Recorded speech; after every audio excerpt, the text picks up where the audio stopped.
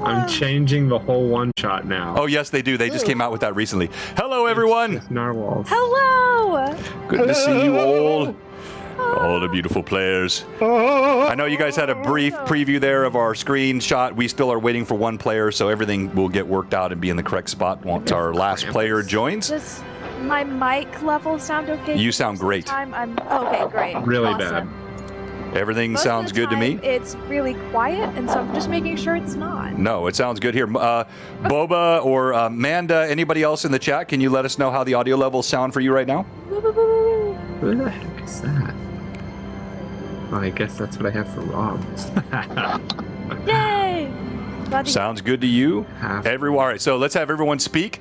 So I'm going to let you all complete this. Whoever can go first can do the second part. So I'm going to say 407 years ago.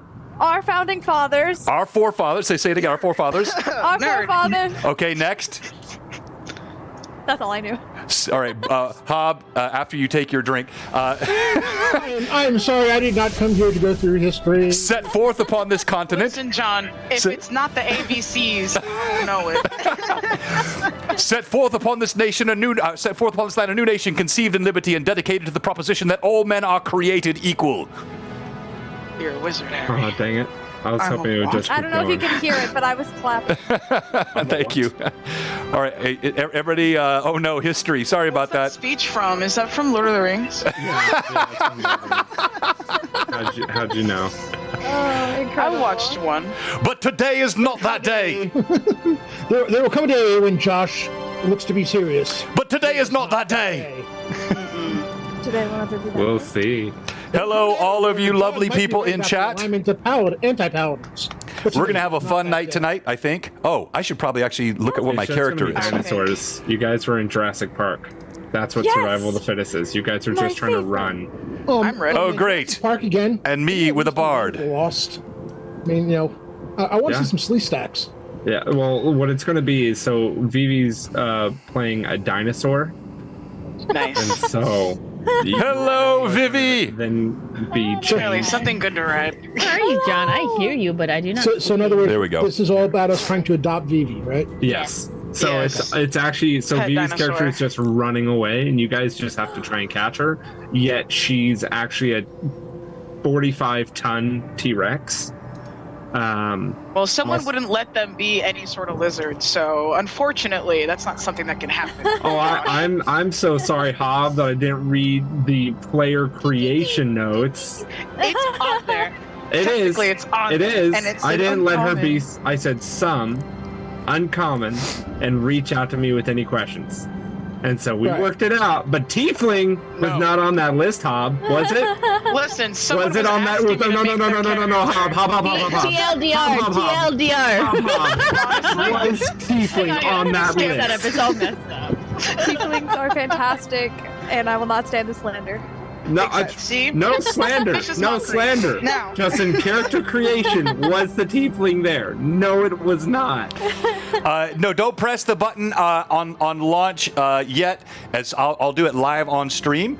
And we're going to switch over to video here in just a minute. We'll make sure we have a few folks on stream. I will say within the first 5 to 10 minutes after going live on video, we're going to show the new website, and we're going to launch it live here on stream tonight. That's so exciting.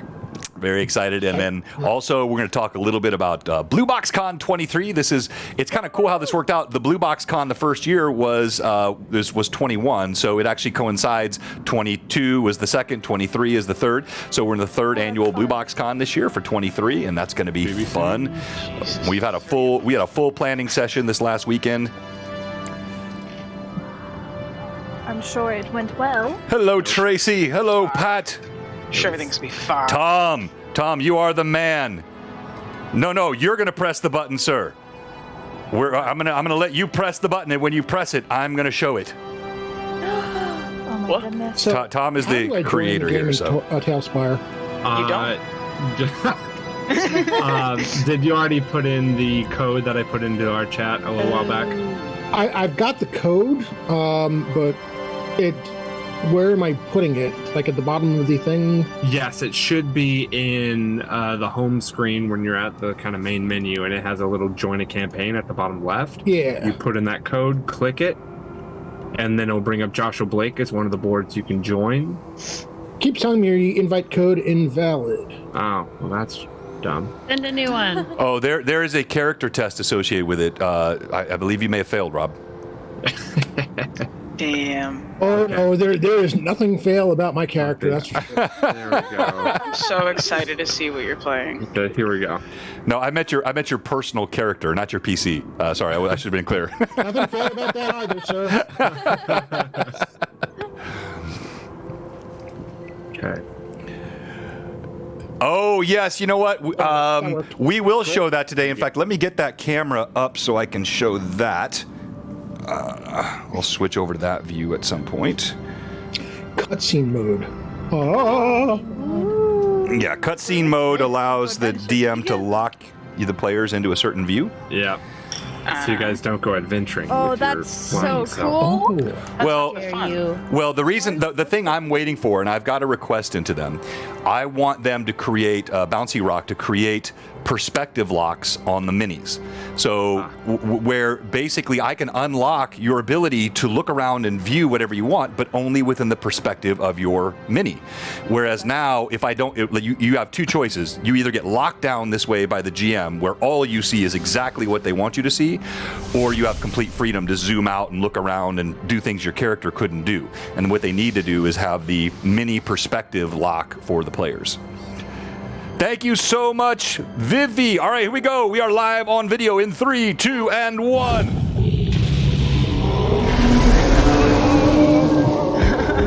And we're going to have all the names and faces mixed up here for a second. Vivi, remind me, I know Josh sent it. Your character name is... Vivi, your character name? Hang on 1 second. I think it's Should try to find it. I think it's Foster. Foster. Foster. Yeah. All right. And let me put that in, and then... I am Gideon now. All right, so let's see here. So we're gonna put Josh in the DM seat. Look at that, Josh looks good there. like it.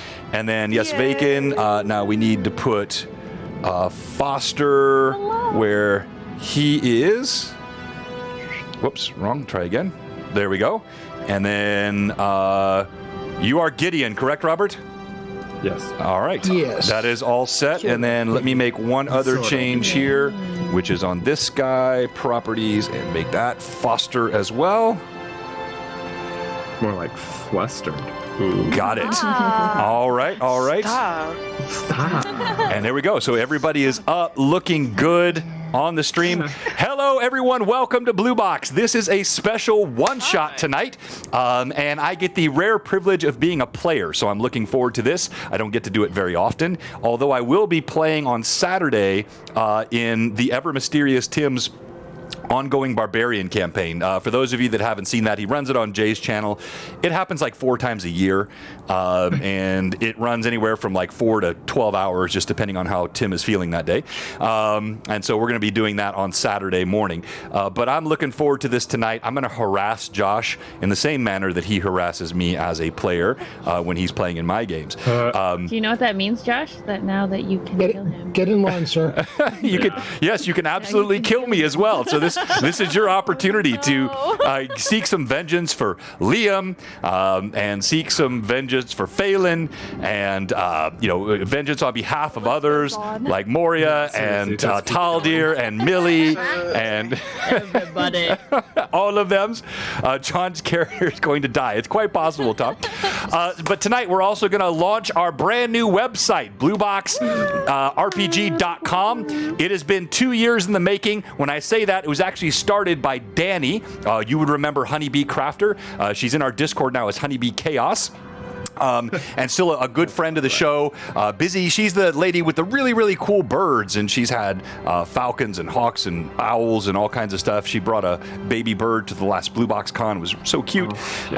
She started the site 2 years ago, and then it languished. It languished because I was the principal one responsible for it, and I was being lazy. I had 2 months ago a gentleman by the name of Tom. You will see him in the chat as the Zohan. Tom reached out and said, John, would you like help with the website? I said, yes, absolutely, I would like help with the website. And 2 months later, we have a frickin' rockin' website. There are assists that go out to our amazing admin, Manda, who was involved with this, and also for Rory, who did a lot of work on the back end, and for Rob, who just did what most supervisors do and just pointed and told other people to do things. And so all the work got done, and we have a fantastic site. We also have BlueBox Con coming up here, and other than that, it's going to be a super fun night. So let me go ahead. Yes, I am stoked as well. Let's go ahead and let's play the trailer for BlueBox Con, because Robert, we're going to launch that site when this week? The TTERPG sign-up site? I don't have date exactly. You heard it. It's going to happen tomorrow, Thursday. All right, very soon. Any day now. It's going to be a surprise. It'll be a surprise to everybody, including Rob. But let's enjoy a preview of what's to come by a review of what came last year.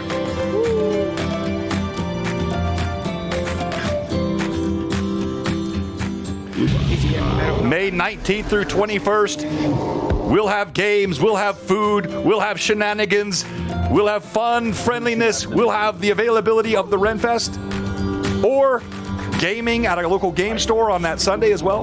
Yes. I like to be I think some of this is 2 years ago. Yeah, some of it, these are shots from last year and from 2 years ago, kind of a mix.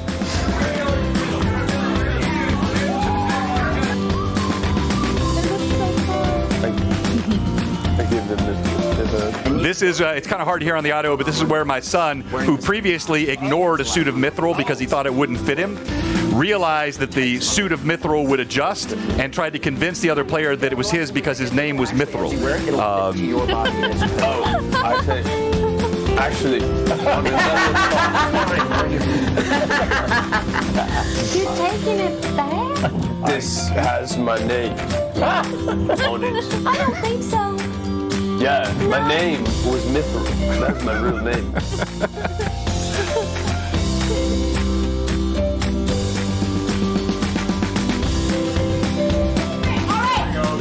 You don't remember that, Jordan?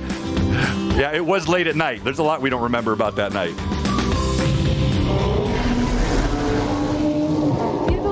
Outstanding. And so we're looking forward to seeing many of you back. We have a lot of new faces that are coming this year that have been looking forward to it all year. And it's a fantastic time of fun and games and friendly people. It is an extremely open and inclusive community.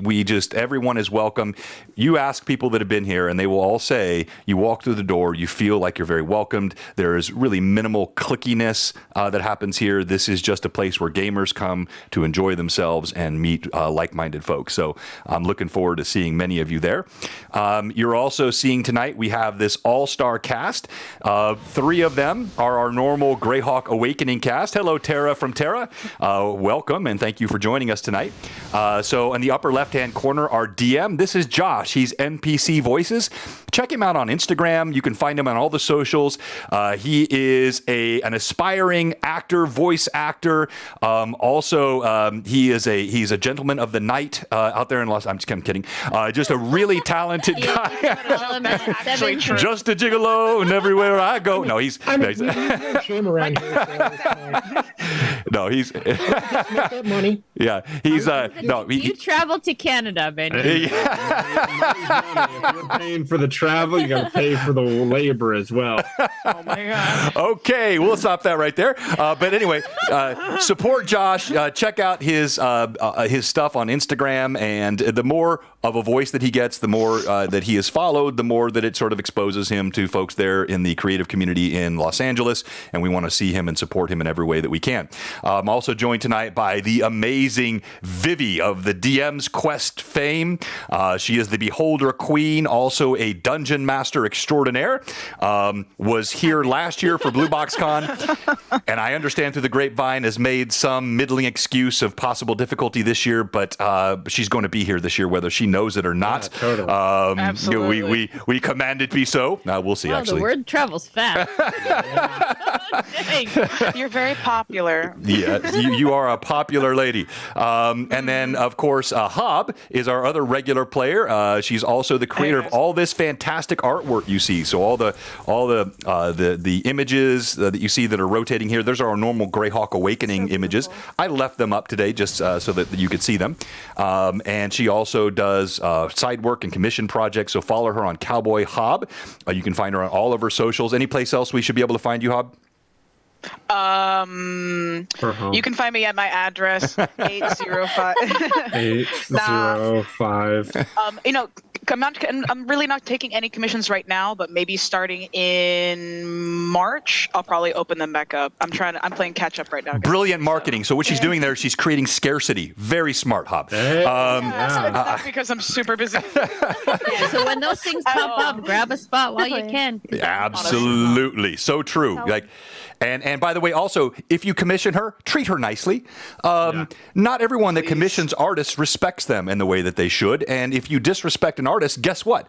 They tell other people and they don't work with you anymore. So make sure any artist you commission that you do respect. And Hob, I've got another topic Robert knows about I want to talk to you about, but we won't do that live on stream. It's a current.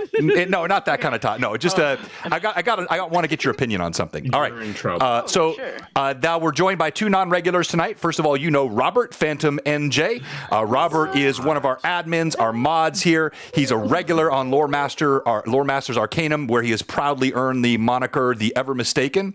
And we're excited about having the Ever Mistaken Robert with us. He'll be leading. He'll be leading Lore Masters Arcanum tomorrow night with a very cool topic. Robert, why don't you tell everybody about the topic you have tomorrow night? So tomorrow's topic is going to be the cost of wizardry. Those things that most players may not think about, and honestly, a lot of dungeon masters may not think about in terms of what are some of the costs involved in being a wizard in this game. Everything from spell components to spell acquisition and everything in between. Should be a very fun conversation, and we're looking forward to that. And also, you can find him on his channel, Phantom NJ. Ann is in New Jersey. NJ is in New Jersey. And he just did a cool year-end stream, and he streams periodically, and he may actually have some campaign content coming later this year as well.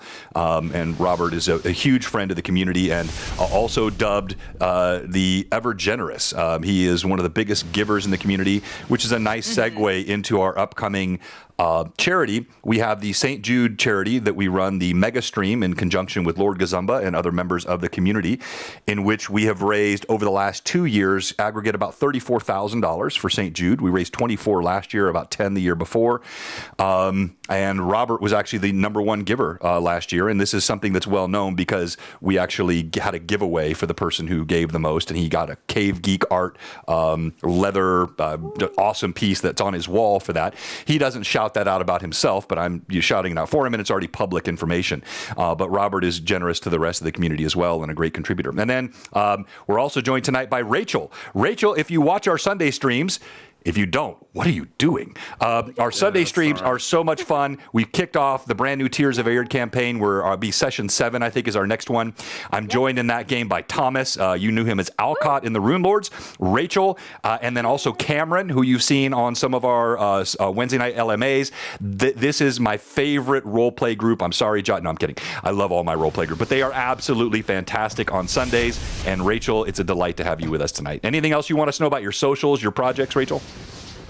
Love being here. You already shouted out all the projects that I'm on. It's with you guys. You're all great. And I'm really excited. All right. Outstanding. Hey, thank you, 491. We appreciate the sub. Let's go ahead.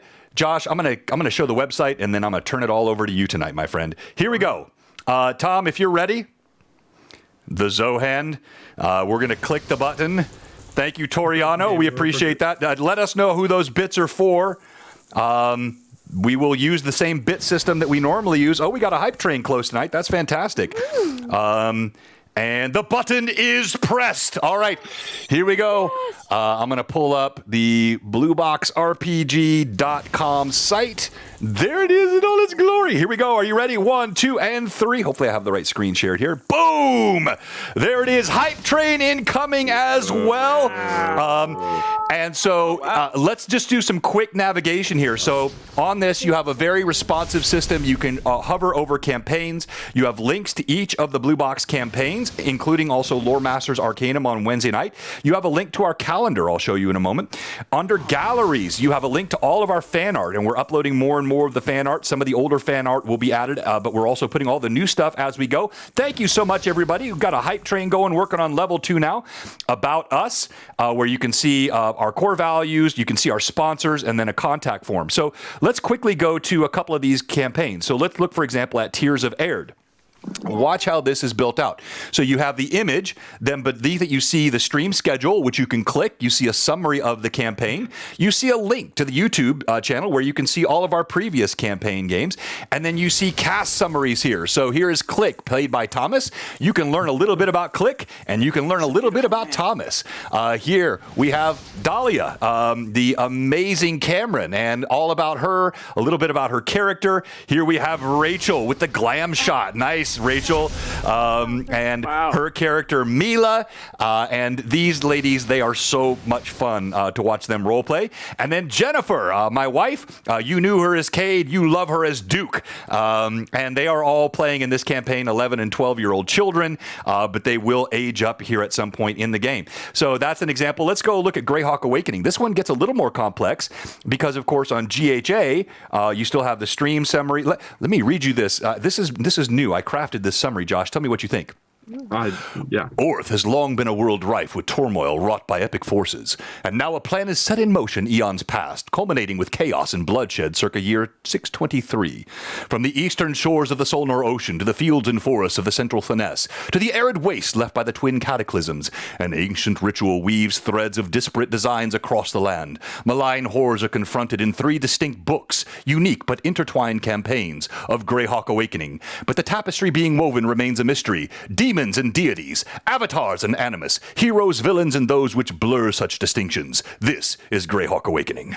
And so you got the chills. There you go. I know. Yes, I know, Rob. And then quickly, you have the book 1 and book 2 characters. So for Rory, for example, you see Anaho and Gimbal. And then when there's a book 3, so we have all of those there. Man, and make mine better. Go back to Vivi. Go back to Vivi. Wait. Yeah, go. Let's see Vivi again. Back. Yeah, look at that. Another glam shot. Very nice. Then you have, of course, you have this week on BlueBox. So you can see this is updated with our Google Calendar. So it'll just take a second and it'll launch. And on the Google Calendar, you'll see all the updated streams for the week. So we still post these in our various sites. But if you miss it or you want to see updates, this will always be kept updated on the website. The fan art gallery, this is fun. So you click it and it's also responsive. So it displays well on a mobile device. If you pull this up on your iPhone or whatever, the site is going to resize properly, and you can click and you can see any of those these pieces of awesome artwork. Oh, man. It is so much fun, like just stuff like this, and just That's really amazing. And you can scroll through each piece and look at. And so we are going to feature all the work of our fantastic contributors to the community here. Yeah. And then you have the About Us page, which gives you the summary about Blue Box, our core values, our core purpose, our conduct standard, also our sponsors, like the amazing Hob here, featured, have links to all of their information as well, so you can follow, take her right to her Instagram page from our website. Wow. So just a super cool way for you to be able to interact with all of our sponsors. And then last but not least, we have down here our link tree, which has now been updated to include our website. But you also see that it has our Twitch channel, our Discord, our YouTube, our TikTok, our IG, our Twitter, and links to each of our sponsors now featured in our link tree, so you can get all the information you need. I highly suggest you take BlueBoxRPG.com and make that your homepage on your browser. What would you rather see? MSN? No, come on. Yeah. You want this as your starting page on your browser, BlueBoxRPG.com. Thank you so much. Josh, the show is yours. Holy cow. Thank you, everybody. Level 3 hype train. Let's go. Woo! I want to see you follow up to that, Josh. I can't. That's the end of the stream, guys. I can't follow Bye, that. everybody. Bye. Thank you, everyone, so much for coming. Stop. Wow. Okay, yeah. Thank you so much, John, for all the announcements. Thank you, Rob, for all the hard work that you put into the website. Tom, the Zohan. Thank you. I know, but you said that Rob helped point things out. I was getting there, John. And thank you, Tom. Gosh, I can't be trusted with anything. Thank you, everyone who's put a lot of work into all of that. And I really hope to see everyone here at BBC this upcoming year so we can all have a really explosive and good time. Let's see, where do I start? Welcome, everyone, to the one-shot called Survival of the Fittest. And let me get the music started. And hopefully everyone can hear the music through Tailspire or through John's Twitch. It should come through for them. It should. I'm not sure if I trust you all the time, but it should. Apply to game board. There it is. And Josh, you just let me know when you want to switch to the Tailspire view. Right now we're in the full screen view for everybody. Yeah, I just want to use it for the sexy sounds of the day. Okay. But I turned them off while John was doing the announcements because I didn't want them running in the background. So sorry, trying to reset them. Oh, now I'm freaking out. I like the sexy sounds playing while I'm doing my announcements. Okay. Do better. Hey, Renreb. Thank you, Toriano. Again, Tom, I cannot thank you enough. Hey, Chip, good to see you in the chat as well. Josh, didn't see you earlier. Jerry. Thanks, everybody, for joining us. Okay. I want a level 12 hype train. That's what I want. Oh, yeah, I forgot. You can go beyond 5 now. Over here and make me, Josh. Yeah, we've only had like a 7 or 8. With your mouth. Okay. Stratford is the town where this one-shot takes place. Stratford is a medium-sized town situated in the mountains and forest. It is 7 miles from the next village. Their main flow of income comes from their crops and the ore/minerals dug up from the mines. The mines begin just beyond the crops, about a mile plus away from the market in the center of town, closer towards the mountains. The village grows wheat, barley, corn, different types of greens, onions, cabbage, and other well-used herbs. These herbs are grown individually and in mass closer to town, while the thicker fields are grown further out where farmsteads are able to watch over their crops. Stratford has 2 taverns, and one of them is an inn and tavern, while the other one, just a tavern. Each of you entered the town with your own interests and plans for the coming festival. The festival is to mark the anniversary of the town's creation. The festival beginnings. You, the king, came to town as one in a group of 5, having been told of an odd find in the mines to the north, needing the attention of the huntsman, as well as a group of the Sun and Sickle that have arrived. You, Gideon, have come to keep your place amongst the wrestling champs of the festival, as you are the currently lead holder of the trophy and title of lightweight champ. While the rest of you knew this was going to be a place of knowledge, and people congregated to play your silky and beautiful music to make coin, friends, and all in all, a wonderful time. You all individually approach the town, coming over the bridge spanning the river. The bridge's railing is covered in green and white flags to mark the celebration. You can hear the excitement coming from within the town. The wind carries the distant voices and cheers to your ears. As you pass the front gate, the sound envelops you. You see children laughing and running through the streets. Stalls with all sort of delicacies and foods of this town and the next. You hear games being played, and the town's shops and 2 taverns have their doors wide open to passers-by. So, what do you do? Or where do each of you go? There's the market. Some peace and quiet can be found in the crop fields, maybe the taverns, perhaps one of the shops. Anything else? Where do you wish to go, starting with Vakin? You enter with your group of 5, as you know them well, as they're part of your group. You know that of Natasha, Roger, Phantom, and John. Each of them named these different names either because that is their name or because of titles they have earned in their training under the Huntsmen, the sect of the government that you are a part of. Excellent. As we walk, I'm traveling along with my comrades. You see Joris has the ever-familiar sight of his journal, his cartography supplies sticking out next to his loot upon his back, and he seems to be writing something down. You indicated it was Gideon, correct? That is the wrestler? Yes, but John, you are not currently in this okay. group. Gotcha. All right, never mind then. You don't see any of that. You're good. You're good. Yeah. Well, there goes my dice. Who's the wrestler? Just let John play. You, Gideon. How did I become the wrestler? You weren't listening? I'm not even there and I was listening. Gideon holds currently the lightweight championship for the festival. Hey, is that a short joke? Yes, it is. Okay. Just checking. So, where was I? Wow. Vakeen, you and the other group of 5 of the Huntsmen, where do you head? What do you do? So we are here because of the mines, correct? Yes, there is something that was found in the mines that is going to be inspected. Given a name of someone to talk to, or do you think like the taverns would probably be a good place to start talking to the locals and see if they know anything? Tavern might be a pretty good place to start when looking for any of that. Tavern's always a good place to start. Perfect. I am behind this plan all the way.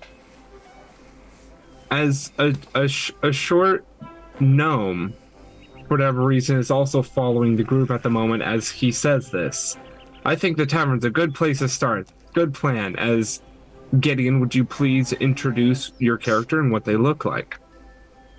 Well, the name is Gideon Big Anger Small Package Far Strider. I'll let you call me Gideon, because, well, you haven't earned the right to call me by my Goliath name. I was raised by Goliaths, and well, they found it funny. I as a little gnome, yeah, well, that kind of goes with the joke. It's not easy growing up with siblings who, when you say you want to have a throw, they decide that you're the thing that they throw. So I started off with the name Toe Smasher, and then Kneecapper. They decided they were tired of having their toes smashed and knees capped, so they called me Big Anger Small Package. You can call me Gideon. Did you say your last name was Farstrider? Yes. What about it? Now I have to change my last name. Josh, did you not notice that? We literally have the same last name. No, keep it. We are definitely not related. I do not have a small package. I want to distance myself from that. That time to mention that Vakeen is a Goliath. Oh. I was getting to that in a second. So, as you look upon this gnome that is talking about his background and openly just mentioning all this while you guys are all walking, the other huntsmen are kind of looking down at him, very confused and a little like standoffish, giving him a 1-2. Vakeen, could you please introduce your character and what you look like? You see a giant, albeit young, Goliath, standing about like 7.5 feet tall. He is built like a brick house that is like constantly trying to shrink in on itself. He has dark hair and a long braid, several scars, the most notable being one that goes from the top of his brow, across his nose, and down his cheek. He's adorned in a black cloak that is well taken care of, though a bit short or small for him. Dark fabrics and furs, various bones, teeth, claws on a string, and a giant great axe on his back. And this giant, intimidating figure slowly lowers his gaze down to little Gideon and places a little large hand on his head and gives him a couple of pats. He doesn't say anything and just starts heading off towards the tavern with him, if he will allow him to maybe pick him up and carry him with him. That's in my sacks. Meanwhile, Gideon himself is dressed in pretty much a greenish looking cloak. Not entirely sure he's wearing anything under it. What you can see of his forearms as they come out are surprisingly muscled. He's got something going on, but we'll leave that for later. Fair enough. No, you will not be picking me up unless it's deep bodies of water, and then I'm happy to ride. But no, won't be doing that. Nice toes. He's just gonna look down at his shoes that are completely covered in toes and just strange small one. Perhaps a drink is needed, and is gonna head off. And hey, we just got a raid from one of our great sponsors, Troll Lord Games. Thank you, Chuck, for that raid. And that puts us real close to 100 viewers already to start off the night. That's a great place to start. All right, let's go ahead. Continue on. Crap. Okay. Yeah, thanks, guys. Pressure. So, Gideon and Vakeen end up heading that way. Jorah, you are currently already within town. You are within the marketplace.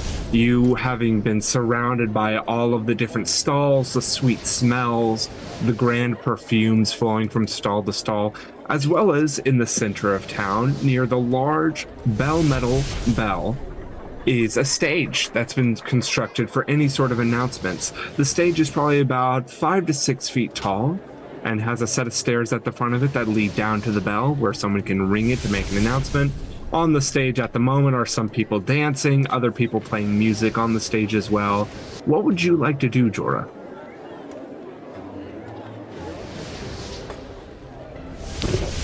Are you talking to Joris? Yeah, Joris. That's what I said. So again, surveying the crowd. What do I note? You note many different types of people. You see elves, half-elves, humans, half-orcs, mainly humans of the mass.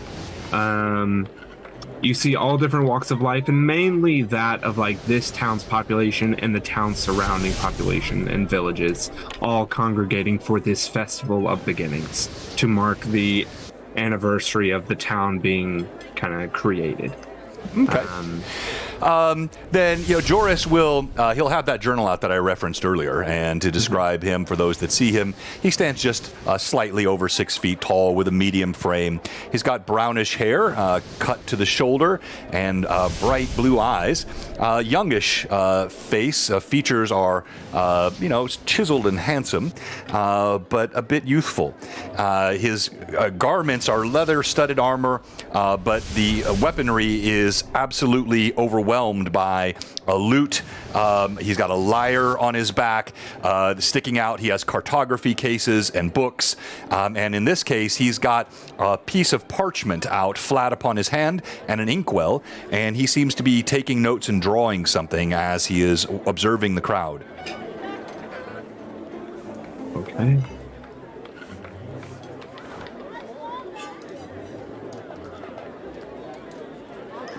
Make a perception check, Joris.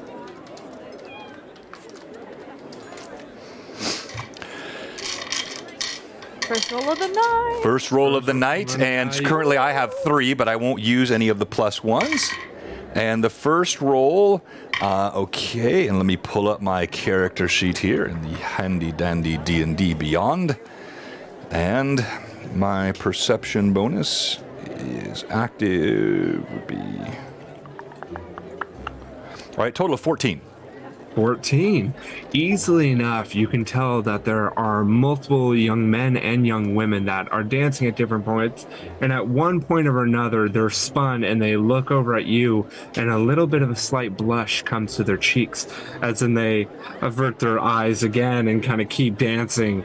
And a few different people walking around with different, kind of hors d'oeuvre style items will stop and be like, "Oh, well, how about you grab a little bit of this for your cheeks?" As they kind of keep moving on, as they would hand you a small, pastry, or another one give you a small, glass of what seems to be a mead of some sort. Yeah, I will note and just give a little smile, a nod, and wink, but nothing too overly friendly to those that take note. And to those that are offering me these items, I will say, I will take these with great gladness, but make no mark upon my cheeks, for it seems many lasses here upon the floor already have. The woman will smile and nod, and, well, if you're ever looking for not a lass, but a woman, you know where to find me. As she kind of keeps moving through the crowd with a bit of a saunter. It's like, oh, wow. Okay. Well said, my lady. Let's see. Next up, let's get you, Foster. Foster, you have currently found 3 different ways to go. As you can see the market ahead of you, you can see the Sky and Scale, the Tavern and Inn, the 4-story Tavern and Inn to your right, with raucous explosions of noise coming from the insides of it. And then to your left down the lane, you know of a different place that's been talked about called Buford's, which seems to be just an inn or just a tavern, but a little bit more chill. Still a lot of partying excitement, but not as crazy as the right. Where is Fern in relation to me? Is he near me? Burn. If you want him to be, sure.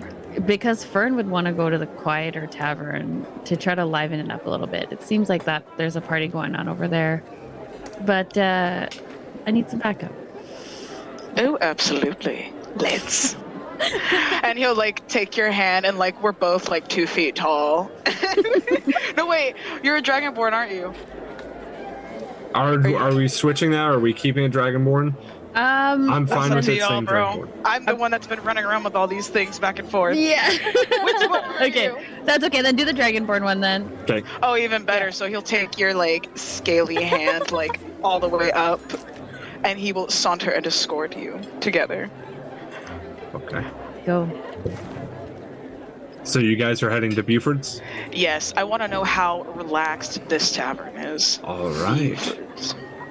As you head down to Buford's, you head down the lane, the different stalls on your left and right. You can smell the pastries that are being made in different ovens. You can smell the different sweets that are being sold and other such delicacies that are being served up to your left and right. As you enter Buford's, you see that it is a single level tavern, but then there's a staircase that goes down to a second level below of a basement. You see it is joyous inside, yet not very, very loud.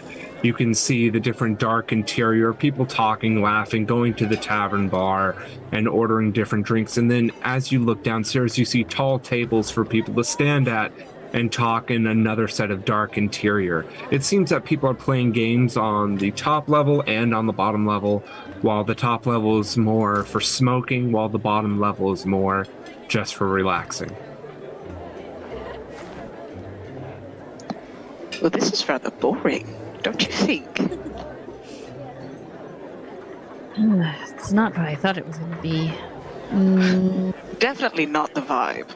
Definitely not. Let's head to the other tavern. Well, wait. He like holds onto your big finger. We don't have to leave per se. We could liven it up a bit. And he like, as he's looking dead into your eyes, he lifts up his foot, and out from his boot he pulls out a flute. And he twirls it in his hands. And he's like, nothing gets everyone going like a phallic-shaped instrument. And he starts to play. And you see, like, Foster, he actually pulls out, like, a drum out from his hip, from behind his hip, and he just starts to, like, play, like, the bass part of your flute as you start going to try to liven it up a little bit. Oh my god, yes, he's, like, with the flute, and he's, like, stomping with his little foot trying to get, like, a beat going. Yeah. And, as you're kind of, like, following in, the song that he's going for is a little something like this. He he casts minor illusion and cantrip after cantrip of color spray and dancing lights as he sets the mood. Everything is this beautiful purple and like glowy kind of like pastels as he sings Britney Spears' Circus. All eyes on me in the center of the ring, just like a circus. When I crack that whip, everyone goes "Huh," just like a circus. No, you can't laugh and get out of this. You need to do the full first verse. Dude, that's the whole thing. I don't know That's the the whole whole thing. But that's just what he goes. He vogues and he go and just going at that flute, just trying to get people. And he's like riding up against people and like bumping people into one another to get them to dance. Just owning the whole tavern. Okay. So, since you are both doing a performance check, I will allow Tom you to roll with advantage because it seems like you're taking the front on this, while Foster is having more of the background. The background, yeah. I'm letting I'm letting Fern work the room first. Okay. It's very Into routine. more Like silence. it's almost as if they've done this like time and time again. It's like as soon as they start, Fern goes and works the room. Foster's there, So just natural. living the beat. Which tavern are we at? You guys are at Are we the other witnessing one. the? Oh, okay. You're at the other one, sadly. Darn, I missed circus. Right, Britney So- Spears. I have a question because this was a pretty high roll. Let me Oh. where's my performance? I felt that in my soul. Oh Lord, math. Mm-hmm. That's a Said it out loud. 28. Okay. 28. That's a 20. I got So a that 19 is a on the die. failure. You needed a 39. Damn it. Excuse me, after Britney Cut Spears. to us getting Please. kicked out. We're No. gross. So, With this high, my only request is with this high roll, can it be loud enough where you can hear it, like, blocks trust away? me. Yep. No, I'm getting there with a freaking 28. So, Joris, you hear this oddly sensual, yet well played, yet growing beat that radiates from behind you down alleyways and across the top of the marketplace. You hear some people stop to listen for a second and almost change their dancing to match the song. And a lot of the band actually starts to catch this tune and start to pick up like a chorus to it, and they keep carrying it on. I'm hearing this. Yes. So All right, you are like the Pied Piper, like rats drawn to the piper. I tilt my head. My ear turns to the skies. I observe the impact on the people. I listen keenly, and while writing, occasionally bumping into people, I'm trying to write down what I'm hearing as I make my way toward the tavern. Okay. Right. Right. Roll a simple You got it? d20. Just tell me what that roll on that d20. On a flat D20, that's a 16. 16. You are able to perfectly pick up these notes and write them down as you are now Oh, transcribing Okay. Circus by Britney Spears. Okay, got it. So add that if you wish somehow to your inventory. So good. Sheet music for Circus by Britney Spears. But you So follow great. through the alleyways to this sound, to the open door of Buford's. And it has in scrawled letters over top and an arch over the door, Buford's, and nothing else besides that. And you look inside and you see people dancing and laughing, chuckling themselves. Most of them are kind of doing like a middle school dance and standing on the outskirts of everything. While a few people are dancing, kind of merrily jumping around with one another. A lot of drinks have been set onto the bar, and even the bartender's laughing and just kind of cheering everyone on. And I'm going to stop there unless you would like to say or do anything, Joris. Sure. I love as this is happening. You see, Joris is writing feverishly. He has a bemused smile upon his face, and he sort of makes his way weaving through the tavern toward this bewixing pair, the dragonborn pounding these drums in this rhythmic and enchanting fashion. And I didn't catch your race. What was it, Fern? Halfling. Halfling, okay. And the clever little halfling. And as he approaches, he will look over, he'll tap his pen to his chin and say, Fern was a bard with a voice like a lark, with skill with a flute, pure and stark. He played with such grace, he played with such fire, the whole world would ring with joy and desire. His rhymes were never simply surface, for they rang out just like a circus. Fern's tales are ever tragic, but his flute was small and phallic.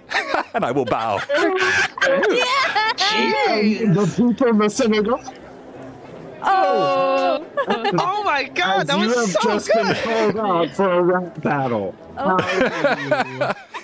A battle of rhymes. How do you respond as still the beat goes in the background of the...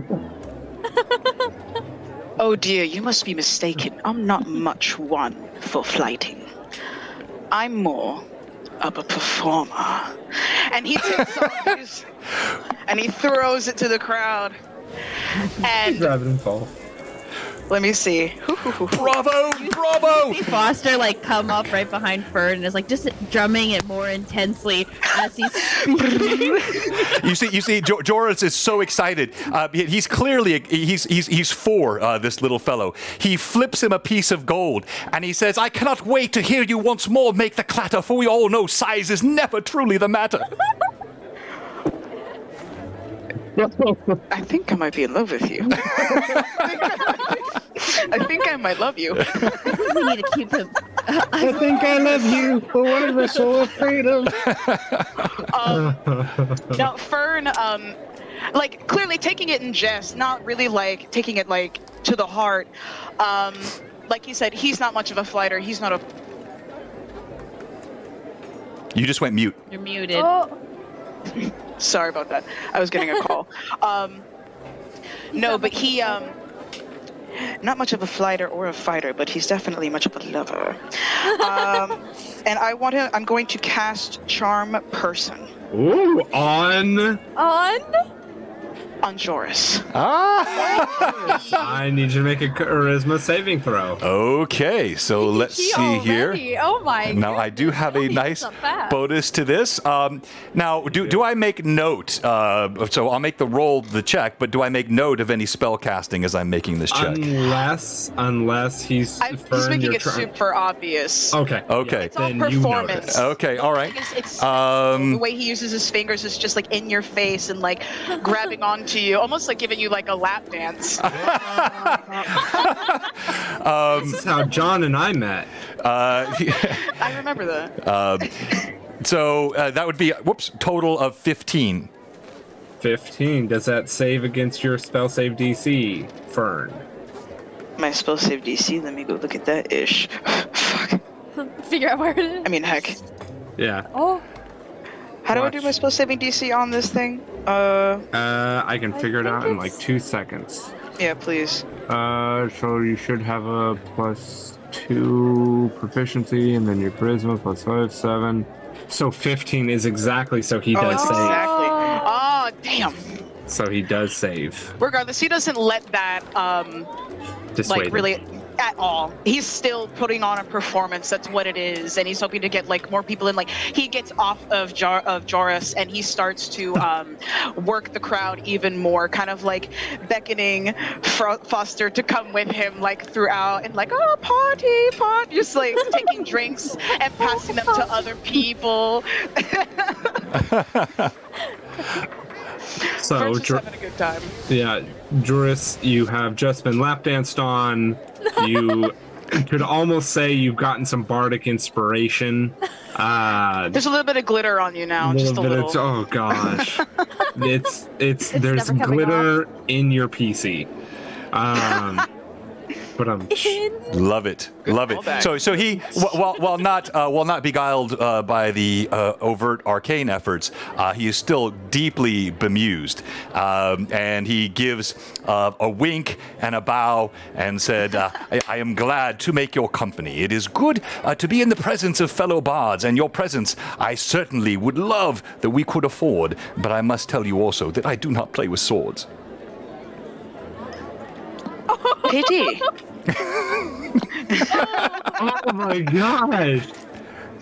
Okay, I'm sorry to pause, but we're gonna pause there. Are you guys warm or is it just me? Oh my No, God. it's I'm warm feeling, now. I'm feeling really warm right now. Oh my goodness. Okay, so At the other tavern. Cutscene. This is obviously more the bumping tavern now. yeah, that's more than just a Oh my bumping gosh. tavern. It is a rocking tavern now. There's some hell grinding yeah. happening.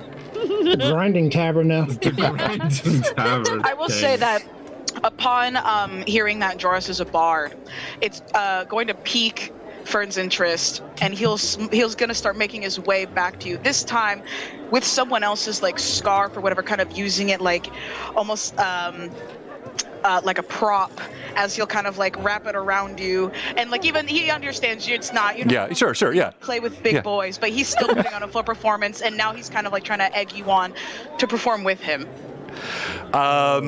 So you will see again this bemused look, and Joris will play along. He'll spin away from the cloth, and he'll do a bit of a jig. But you also see, even in the playfulness, he's watching the tavern very carefully. You occasionally the mask drops, and you see a calculated eye looking around the room. But then the smile comes back towards you, and the patrons, I will assume, enjoy a bit of fun ribaldry betwixt the two until at last Joris will give a flourishing bow toward the halfling.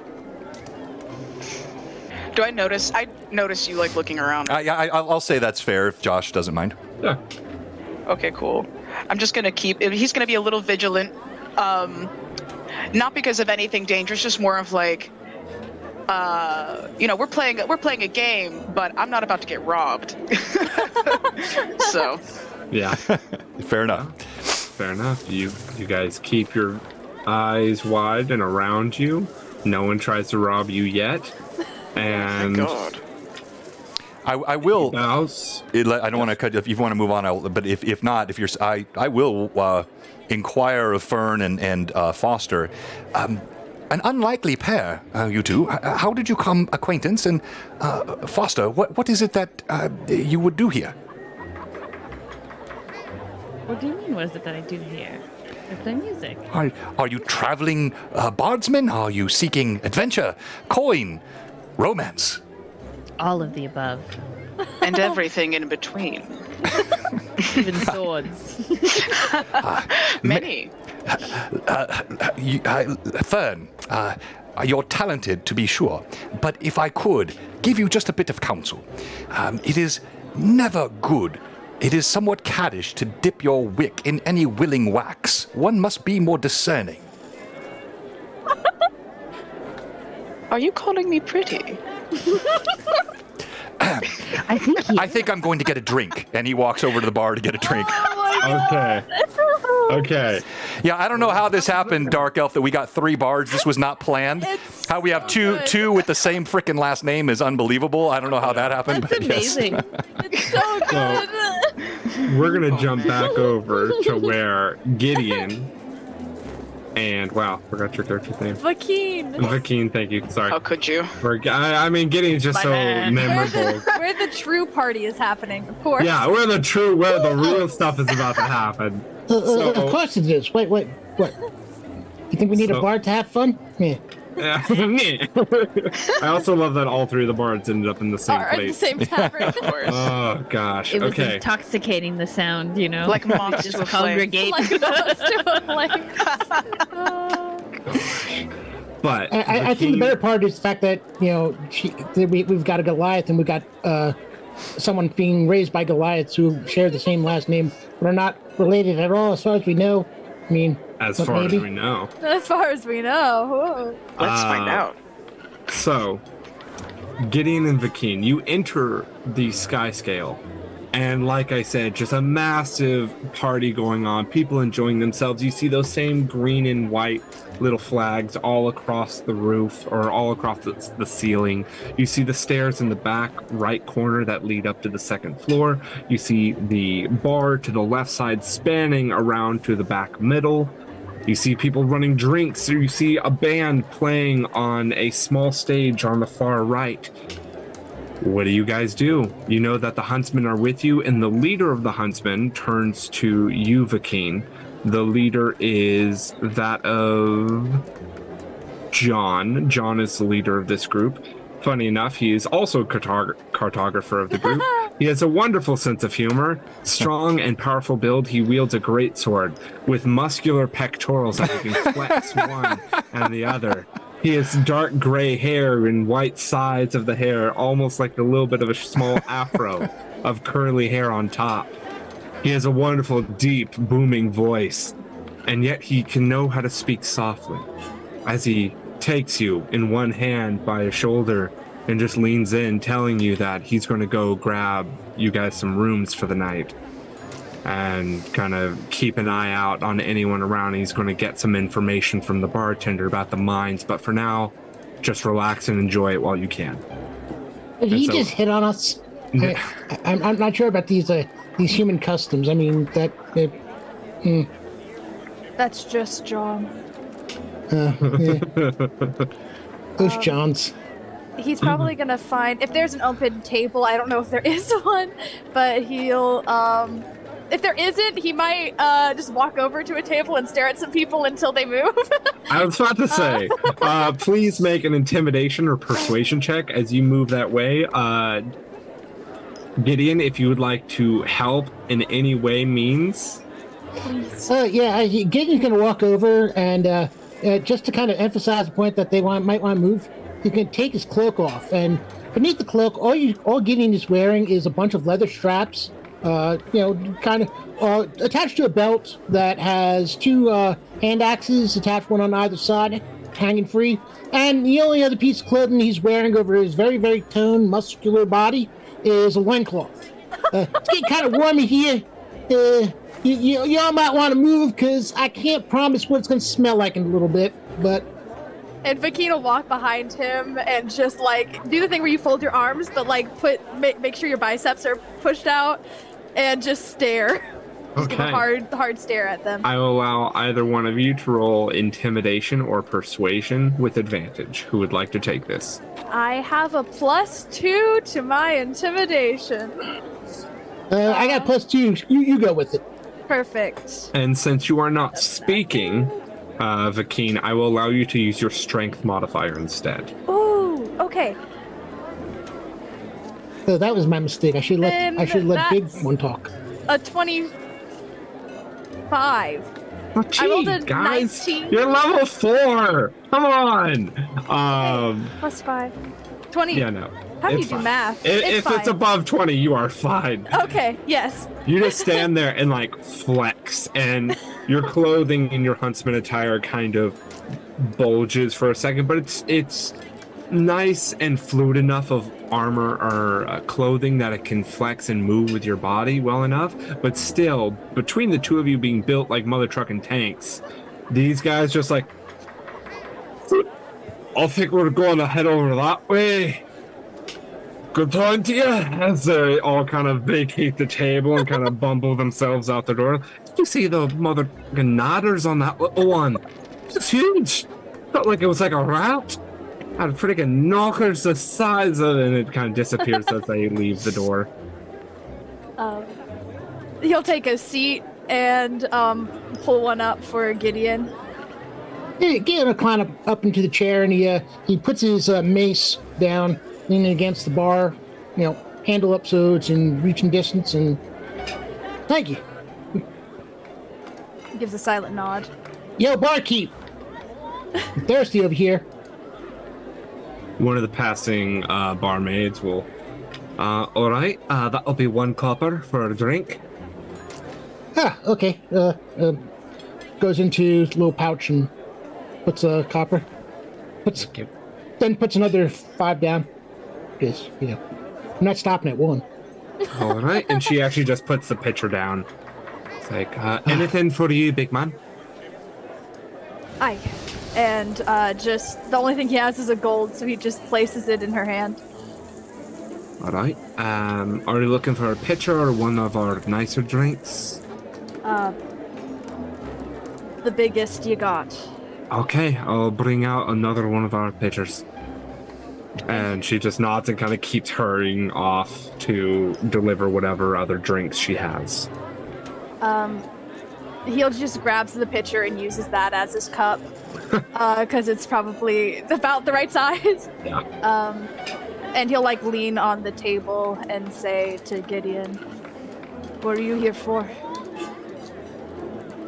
A good time? I don't know. These cities are all the same, just lots of weirdness, and gotta be something to do around here, though. Always need some more coin. It's always good. How about you? What brings you off the mountain? I'm part of the huntsmen, me and my friends here, and he'll gesture to the other 3 that are with them, I assume, unless they left to go question. They're kind of making their way over the other 3, kind of getting to the table, seeing what you just did as they were trying to find another few tables, and they're scattered throughout the room, and now are about to start making their way back towards it, while John, the sexy leader of the group, is currently still busy off elsewhere. And by the way, if we have any new viewers here, don't be confused. When he's using first names like John, he is not referring to the PCs. We are the PC names you see on your screen. These are the NPCs that Josh is torturing us with. Mm-hmm. So, Huntsman, what are you hunting? Something in the mines. Getting more information soon. That Mines. thing, I'm sure, always is. And he'll take another big gulp. By the way, Gideon, just to be clear, is not drinking out of any small cup. He's drinking right from the pitcher as well. As well? She put one down. She put one down in front of him. I mean, okay. We So both have a pitcher each. I was like, well, she only put down one pitcher right now. She's grabbing the second one. Oh, Dang, it's a different kind of party at this I'm point. excited for this because that means you both reach for it and both grab this pitcher and kind of have been having this conversation while both of you are kind of holding on to this pitcher. So I thought there was a second pitcher. I also yet. thought there was a second pitcher. So she's I going off to way grab more. it still. He doesn't let go. You don't. I do believe I paid for that first.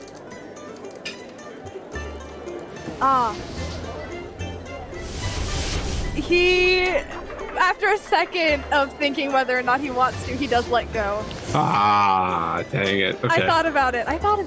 It's okay. Man. He's a chill guy. He's a cool guy.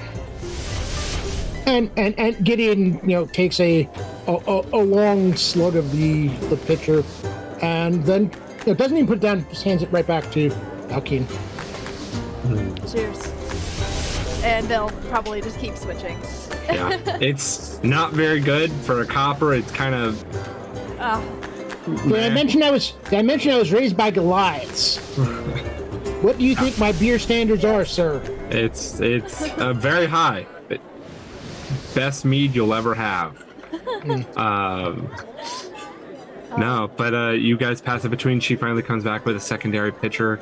The other 3 of the group meet up with you. Natasha, Roger, and Phantom all join the group together as you also see the next group of the Sun and Sickle enter the tavern, kind of looking around. And the Sun and Sickle and Huntsman, as you would know, have a bit of a rivalry of sorts, as you're kind of like the dark hellhounds, while they're more like the mastiffs. So it's more of the proud, like, oh, we're the Sun and Sickle, we're that of the righteous gods. while the huntsmen are, well, the righteous gods and the sun and sickle didn't work out, so we need to use the huntsmen to end whatever this threat is. So the sun and sickle enter in like pure jocks. They kind of look over and smile seeing your group as they begin to like shoulder their way through the crowd towards your table. And you see Natasha lean in.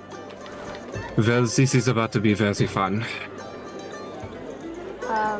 You see that his face had like kind of a small upturn to the lips, but as soon as they come in, full scowl as he leans off the table, puts the pitcher down, and just like takes his great axe off and has his hand on the top of it, leaning back and just watching them walk up.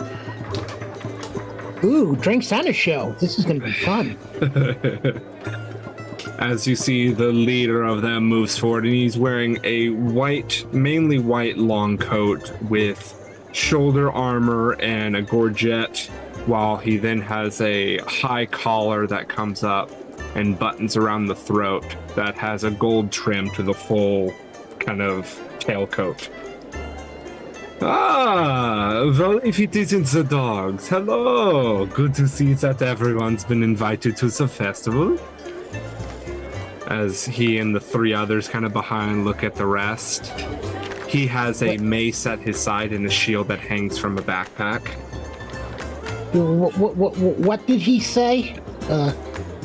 It sounded like he was coughing or sneezing or having a stroke. I'm not sure. As he calls us dogs, Vakeen will stand and kind of face to face up with him. I reckon Oh, okay, that's what he said. that language elsewhere in different company. Make an intimidation check. Oh, come on, please. Is it with? Not with strength this time, since you're using words. Not the words. By the way, Josh, are any of them even remotely paying attention to Gideon? Any of the sun and sickle that just came in? Yeah. Not Is that really. a 17 or a 19? That's a I cannot 17. tell. That's a 17. So that's Yeah. 19. Gideon's going to find his way underneath the table. Easily enough, it doesn't seem like they're paying you any mind. What would you like to do, Gideon, while this interaction is happening? He's going to pull one of his axes from his belt, and not the sharp end, but the other side, the rather blunt end, and he's going to wait patiently. Okay. You say this while the leader kind of... Well, I guess it is a party. As he'll kind of turn and look at the rest of them. Klein, go grab us some drinks. As the tallest of the group, the human, will grunt and turn away from the group. He has a fully shaved head with tattoos on the right side that go down into his neck. And he leans and heads over the way that your leader, the sexy, incredible, mysterious, and wonderful John, has headed to the bar. And you see that John is currently talking with one of the secondary bartenders, and the bartender kind of nods and kind of looks around and nods his head for John to enter the back rooms with him. But you see Klein, this tall human with the head tattoos, heads off that way as well to get drinks. And then, Offen, Thul, make friendly with our friends. As he'll give a cold smile, but not meeting your gaze anymore, Vakeen. As soon as he backs, like if he walks off or backs off, he'll sit back down and just give a good sigh, a drink of the ale, and then look around for Gideon and be like, where did he go? The rest of them, the Sun and Sickle, the rest of them walk off, or? I would say he would back off to another table, pretty much probably the table right next to your guys's, and then shoo everyone from that table.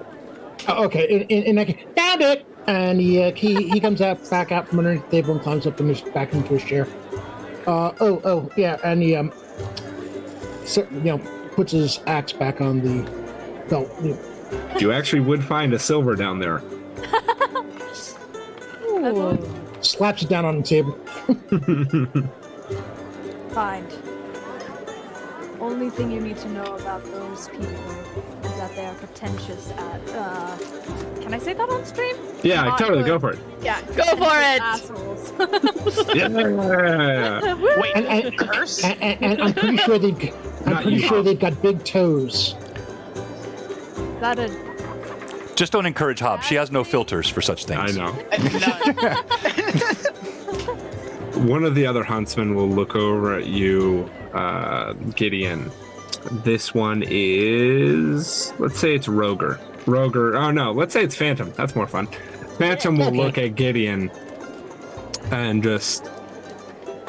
Phantom is a half Goliath, half elf. He wears mainly grays and whites, and he wields 2 dual short swords on his probably lower back, actually.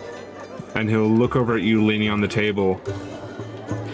Do you have some sort of foot fetish or thing? You continually talk about feet. Well, I could show you, but that would cost extra. Anyway, apparently you didn't hear my conversation with your friend over here, who I might be related to. I'm not sure. I never quite clear how. I really by Goliaths, I never quite understood how their family dynamic worked.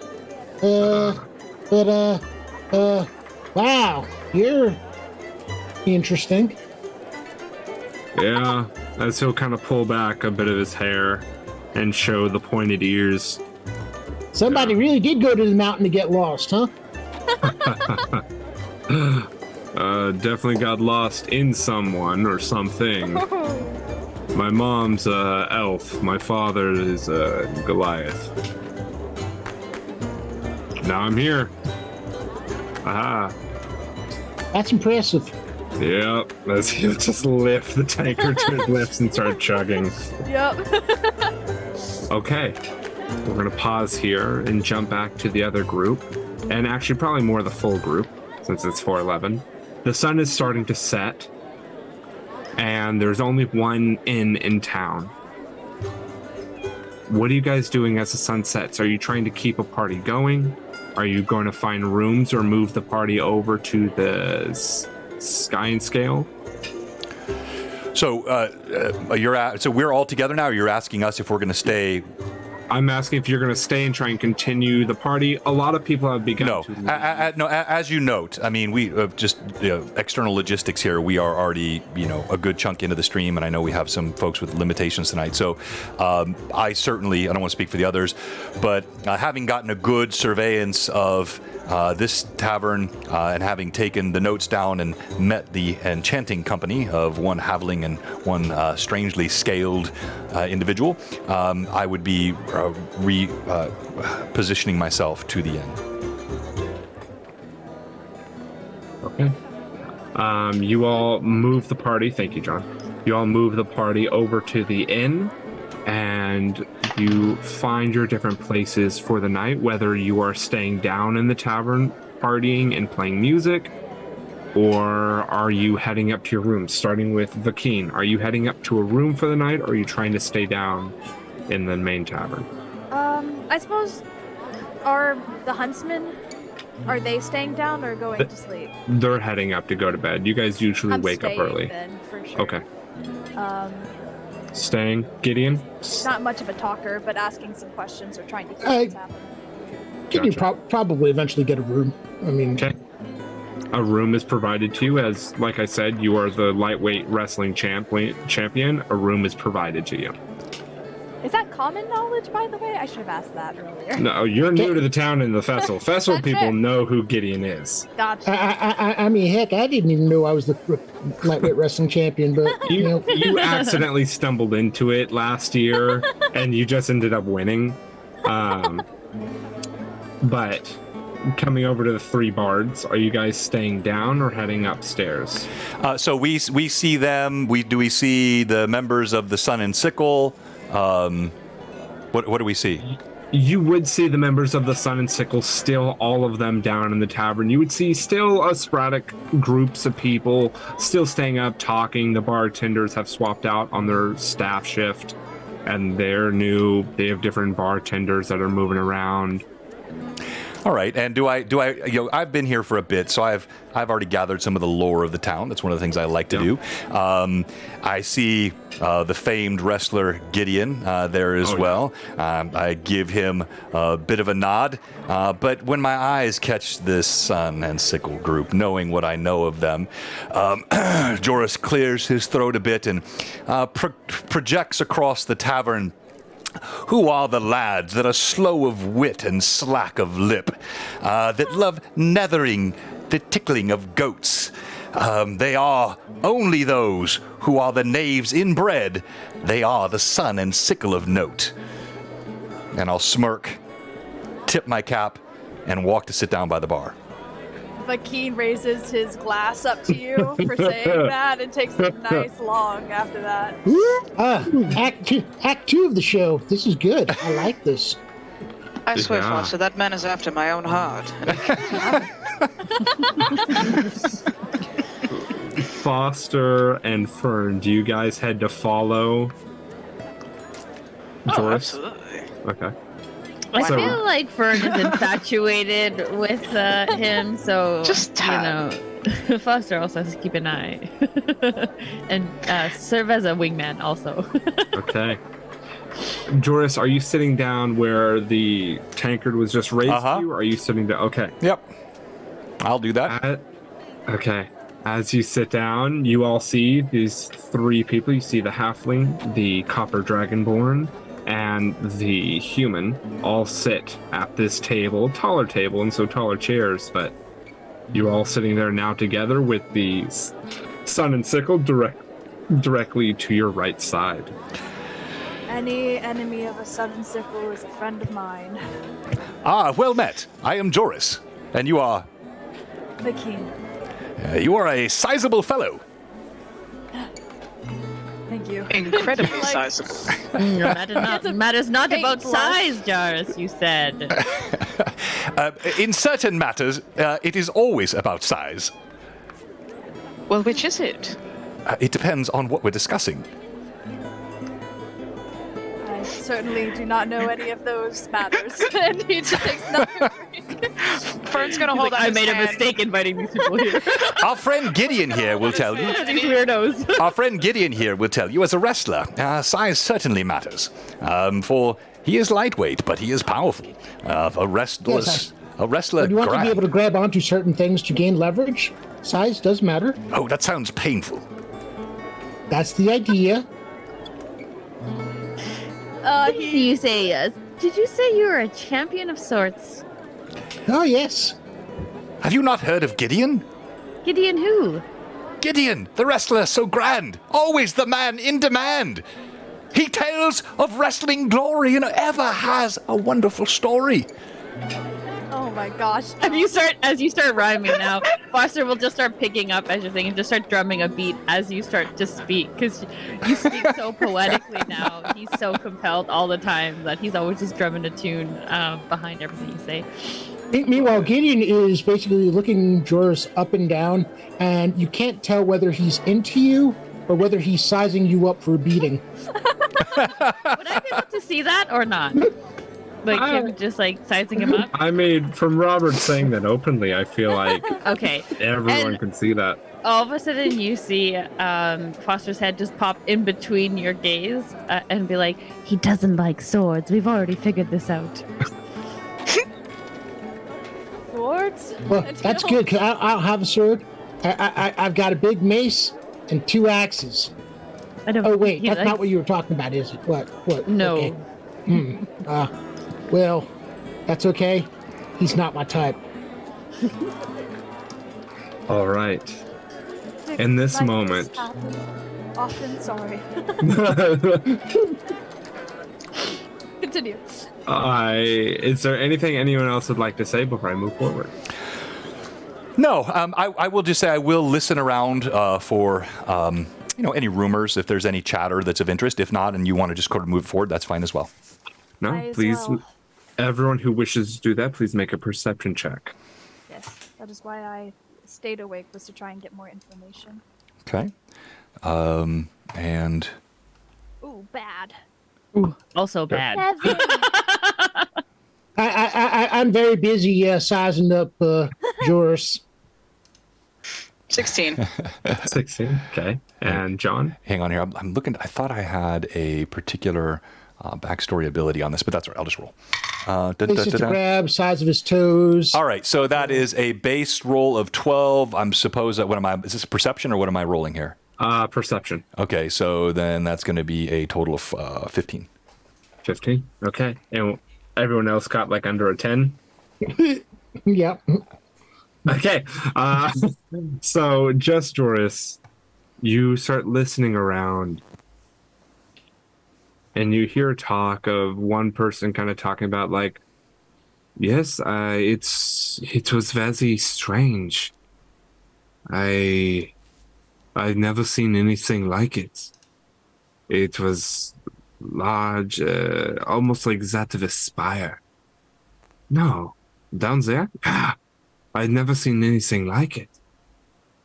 How odd. Yeah, and in the next moment, you hear, like, in the distance, a weird thrumming sound.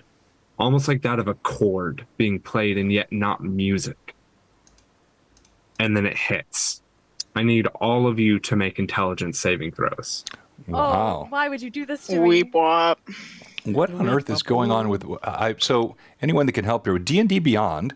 Typically, even earlier, I had the ability to see all my spells and my inventory, and now I'm not seeing that on my character sheet. I'm just seeing my skills. How do I get out of that window? Are you using the app or are you using the computer? I'm on the computer, yeah. That's odd. Ticky. Ooh, that is not good. All right, so on the die, it's okay. Total of 7 on my roll. Okay. 15 for Gideon. Gideon. Hold on, what am I rolling for again? I just got to my page. Intelligence. Save. Great, okay, that's what I thought. I rolled a 11. Okay. So I rolled a 2 on the die, which Okay. makes it a 1. Yep. There we go. Oh, okay. Cool. 14. 14. I had nothing. Okay. You all feel this just wave that radiates through all of you. And it's almost like a miasma, a membrane that passes through your body. And all of you see the world tilt and go sideways as you all black out. Going through the group, Vakeen, and each person to follow. I would like each of you to describe a point in your character's life in which you felt true and utter sorrow or despair.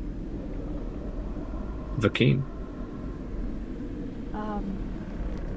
You guys see younger Vakeen. He's already young as is, but this Vakeen is about maybe 8 years old. And he is walking through the woods on a trek that he seems to be quite familiar with when there are distant shouts and screams that start to flood his hearing, and as soon as those reach him, he immediately breaks off into a sprint. For a while now, he's known of a creature and has gone looking for it, even though he's very young, but he ends up running back to town and getting to a lone building that he has grown up in for a very long time and knows very well, an orphanage. And from the outside, he already feels this deep dread and fear as there is broken windows, blood, and silence. The screams that he heard had died out, and as he approaches the door and opens it, carnage and viscera, broken tables, bodies of the people that he grew up with and loved and knew, and a creature more horrifying than anything he's ever seen in his entire life in front of him, covered in the blood of the people that he knew best. And after that, it gets very hazy, very blurry, and all he remembers is the footsteps of individuals and him over the body of this creature. Plenty of wounds of his own, but somehow survived. All right. Jumping over to Gideon. So for Gideon, it's a kind of a quick montage of his childhood, understanding that he wasn't like the other children, and coming to accept the fact that he was not a Goliath, and the disappointment of knowing that he was never going to grow up to be as big as his peers, but the pain that came with understanding no matter how many fights he won, how many competitions he came out on top of, however much he pushed himself, because the entire structure was built on constantly competing. It didn't matter how much he did, they were never going to see him as one of them, which is what finally pushed him to say, I gotta go, because it didn't matter how many people there were, how many people he beat, he was always going to be an outsider.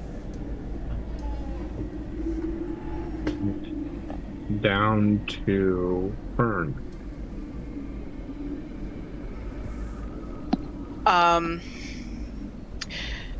You see almost like everything made of marble. These large columns and long corridors and hallways, fantastic, ornate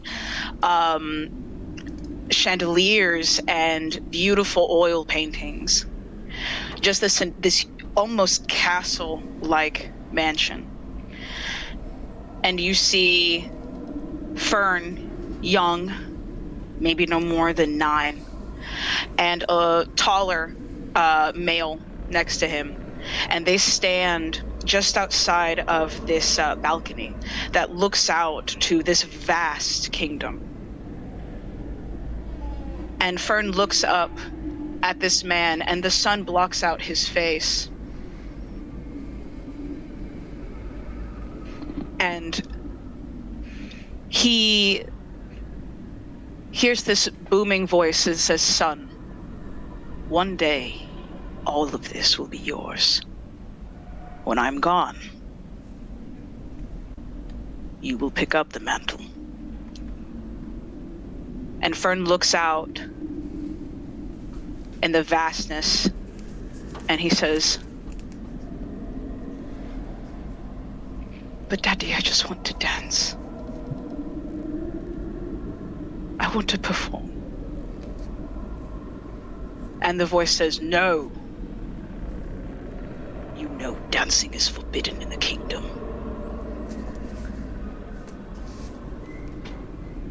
That's it.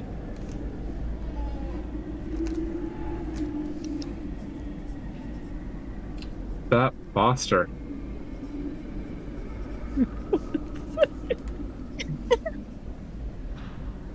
I just need to come back from Fern's very sorrowful moment. Of course. Okay, excuse me. Sorry, you see Foster, about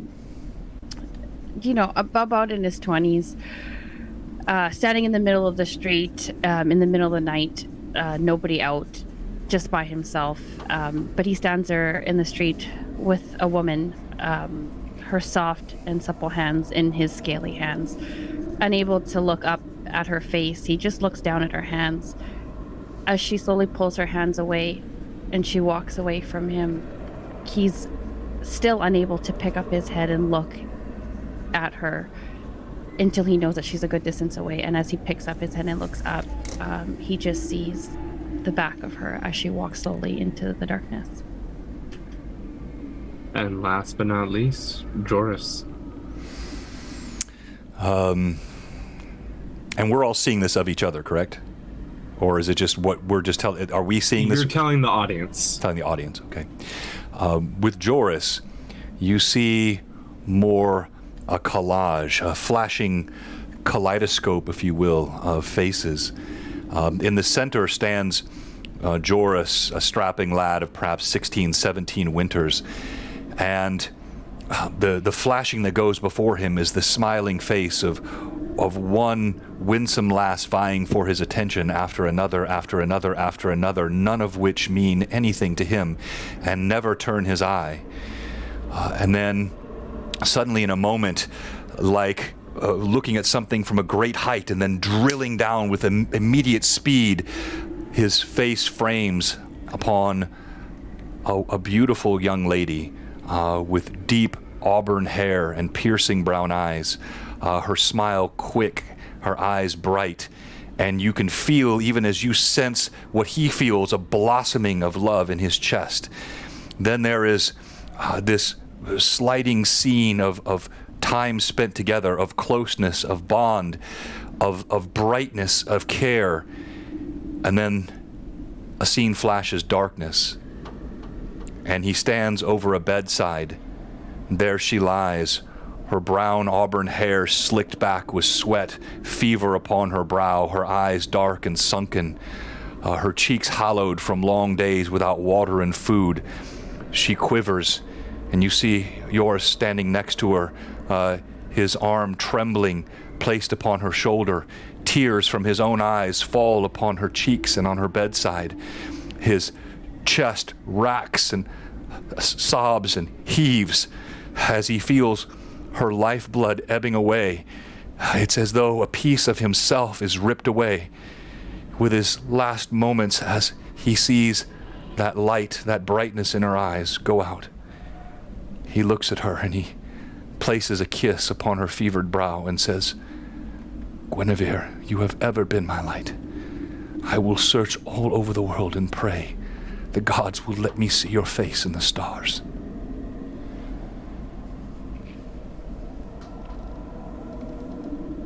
You all stay within this reality, these memories, these feelings that you're having. It's not even like you're seeing the scene in front of you anymore, the memories. You're just feeling that emotion as it's almost being personified into more and more. It's growing in that feeling as it begins to encompass you. Gideon and I think it was Fern. Fern, did you roll the 14 on the intelligence save? It was a 16. It was a 16, yes. Yes. Then Fern and Gideon, both of you get one action as you slowly come to consciousness for but a moment. And you see around you the tavern is in shambles. You see that of Vakeen, Joris, and Foster, all with their veins pushed out towards the edge of their body, with black, like muck flowing through their veins. You see their eyes are glossed over like that of glass, and their bodies contorting and changing. But you see, like, they have their hands on their head, just thinking, and like they have the worst headache imaginable. One action? One action. I have... Can I pull out the horn that I have with me? Yes. Because I want to pull out the horn and force myself to blow on it as loud as I can. Okay. Is everyone in the tavern like this? Yes. Everyone on the floor. You look around at the little bit of that, like, coming to. You look around, it looks like everyone's in this odd state of clutching their heads, rolling on the ground. Some people have turned and just started beating the living crap out of those next to them. Others are, you see people getting dragged out of the tavern. And then through the open doors, you hear as something's thrown through the window. What is Foster doing? How do they look? You look over at Foster, and they're clawing into the ground as you see a little bit of the bubbling breath that they're able to blow from their body as a brass dragonborn, starting to spew little by little, dripping onto the ground as you see their back arching, almost like they're about to throw up. Seeing this, Fern runs to Foster's side and kind of pushes them onto their side, positioning their arms, and that way if they were to vomit, they wouldn't choke. And kind of like leaning up their head just a little to kind of clear the airway and like patting their back to get this ichor or whatever that's out of them. Make a medicine check for me, Fern, and then Gideon, what is this horn? It's a standard horn. It's part of one of the things he It's has. a nat 20. It's so good. Basically, the idea is he knows that they got hit by something, and he's aware that people are like in some kind of fugue state, and he's just looking for something to hopefully break the spell. All right. As you blow this horn, I would like you to make a performance check, and I will jump back to Hobbs' roll in a second. Okay. Well, thank goodness for straight high rolls, because I got no bonus, but 16. 16. Okay. You blow this horn as it radiates through the space. You see as multiple of these individuals whose heads are hurting throw their heads back, almost like it's causing them more pain. But you see as Vakeen, Joris, and that of Foster all like contort as well in the same way, but you see those eyes clear for but a second. As you blow this horn, expending all of the air in your lungs, you fall sideways again as you black out. And Fern, you're trying to dig this muck out, and it just keeps coming and coming. Your fingers are being burned as they're going numb from this breath and from this acidic tongue. As you're trying, as you see the eyes kind of come back for a second, and you turn and you look at Foster. And Foster, your eyes solidify and kind of focus as you look up, and you can see into that of Fern's eyes as you fully throw up a lot of this ichor and such as it spews across the floor, melting into the floorboards, as I'm pretty sure brass have acid. Yeah, that's what I thought. As you spew this acid along the ground and it melts into the floorboards, absolutely destroying them. And with that upheaval of your stomach, you black out once more. And that is where we are going to take a break before coming back to Survival of the Fittest. And before we go to break, a couple of things real quick. Want you to know we are going to have a giveaway tonight in recognition of the fantastic role play that we have going on tonight. Outstanding role play, great DMing, and all the support from our mad chatters. You guys have been incredible tonight. We're going to do two things. We'll give away a Troll Lord gift card because we had the raid from our good friends over at TLG. Thank you, Chuck. And I know he's still lurking. Also, several bits and subs given.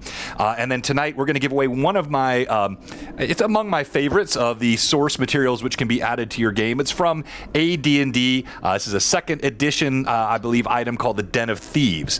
And it is a great sort of entire resource book on different abilities. It's got custom NPCs and settings.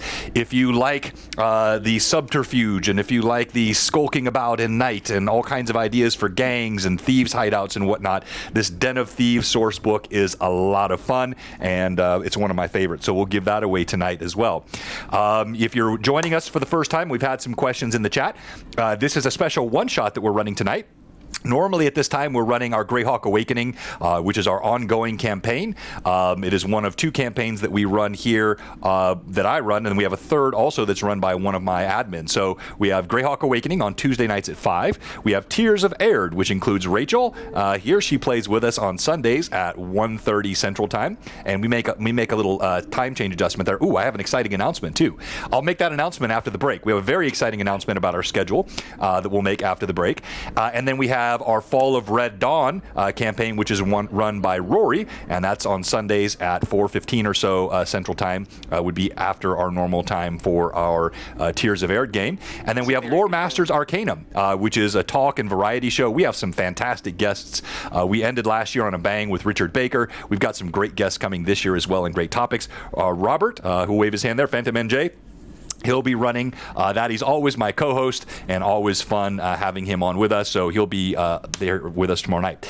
If you're watching the stream right now, actually, you know what? Let me let Rachel do this. Rachel, go ahead. Ask the question.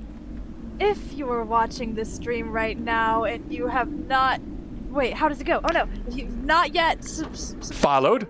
followed, Or if you are a follower who is not yet subscribed, or if you're a sub. or if you're a sub who has not redeemed their sub and has let it fall through, I have one question for you. What are you doing? Come on, give us a follow, give us a sub. Quick 3 to 5 minute break. Get some water, use the restroom, but don't change that dial. Blue Box, we'll be right back.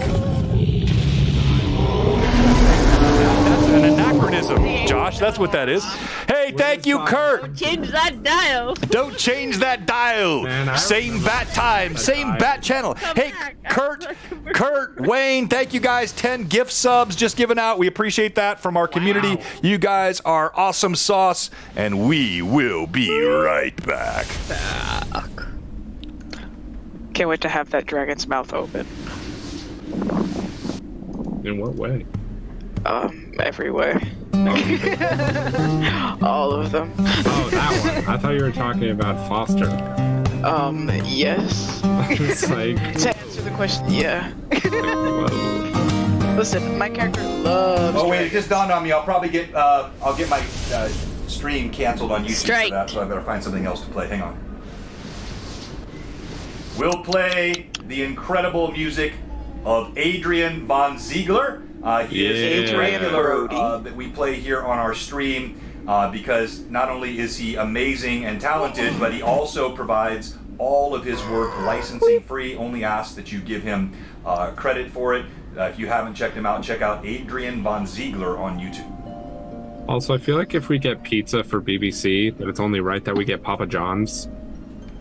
I thought you wanted Little Caesars. I love. Thought I was Little getting a Caesars. Little home-cooked Caesars is my meal. favorite. No, you I don't thought get Josh was that. gonna be in the I think- kitchen in the back with a little apron. Baby, that's just for you. That's just for when we get back to the hotel. Oh, all right, cool. That's cool with me. I like that. Even though we're staying at my gosh. cousin's. Yeah. are Because I fucking could play every guitar. That was wild. That is not how I thought that session would start, but that's how Me it neither. started. My face genuinely hurts from smiling. It's and laughing, Adrian so- Von Ziegler, Vonziegler, Adrian Von Ziegler.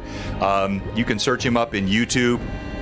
And also, I forgot, I'm going to show you a Mike Disney painted mini that we have here for Blue Box. It's actually for Greyhawk Awakening, and we'll show that to you after the break. It's really sick. No, Hop, come back. Oh, dang it. Oh no. No, get out of here. Go pee-pee. If you guys need to continue after I have to leave, then Hop has my character. So she... I already have a way to end it, so we're good. If we will close with you. I am Okay. not losing this. But yeah, no, this is fun. Yeah, It I'm was super fun. having a blast. You guys' characters are so incredible. Gosh, Gideon, Oh my god, Gideon. The toes! the toes, you freaking. The toes. And like you guys like sharing a picture of What? Ale, and it's just the funniest thing in the whole entire world. I was so Like, it's hoping. me size, and then he has to use like two hands. He's super Yeah, soft, and he's so he like, can do it. now. And then he's like, there you go. And it looks like a little cup in your hand. It's my favorite. I love it. The dynamic between the tall character trademark and then the short character trademark. Yeah. Always, Yep. every time. Yeah. Literally, when Rachel was telling me about the Keem, I was like, it's Brim. Yeah. Yes! Yep. I mean, when I Right. first read about the fact that Goliaths have their name changes because they have the name that they're given at any given time, I was like, yeah, no, I can work with this. That's so cool. I actually did not know that. I didn't know that either. Oh my gosh. I'm guessing that's probably just in the write-up that I never read about the races. Yeah, it really did be like that. It really do be like that. Yeah. Honestly- Oh, sorry. No, go for it. Genasi are born out of genies that Yeah. even like grant people. Like, I didn't know that until I made a Genasi, and I went, "Whoa, what?" What? Yeah. I thought No, it was I would- elemental. I was so hoping that, because like Phantom, you would be the one I would give a pass to if you were like, I want to bring my kobold character. And I was like, I'd be like, you know what? Usually I'd say no, just for you. Yeah. Stabby, I was definitely bringing somebody that I could use a voice for, especially when it's so good. kind of keeps consistent. I love it so much. Doing The voices is so hard. southern gnome, Goliath raised. Yeah. What the? Well, I mean, he is a country boy of sorts. Howdy. Howdy, y'all. He actually brought beer to this area. I don't. And the funny thing is, I have no idea why. Like half my characters keep slipping into a southern accent because That's true. I have never lived anywhere south of, I've never even lived in South Jersey, much less southern part of the country. I mean, I'm not necessarily a fan of South Jersey, to be honest. People in South Jersey aren't a fan of South Jersey. Suburbs of Philadelphia. Sorry, my Celtic music is a bit loud, isn't it? It is. I didn't know where it was coming from. Yeah, that's Adrian von Ziegler playing for you. Coming from inside of you. That's right. The music always comes from within. I've fallen into a southern accent trying to do a New York Brooklyn style thing, and I don't know where it comes from. I don't know how it got started. I'm like, I can't even do like a Tony Soprano thing. All right, New Jersey. Here we go. We're going back to being seen. I could name all of those places. Yeah. Oh, I know where that is. I've been there.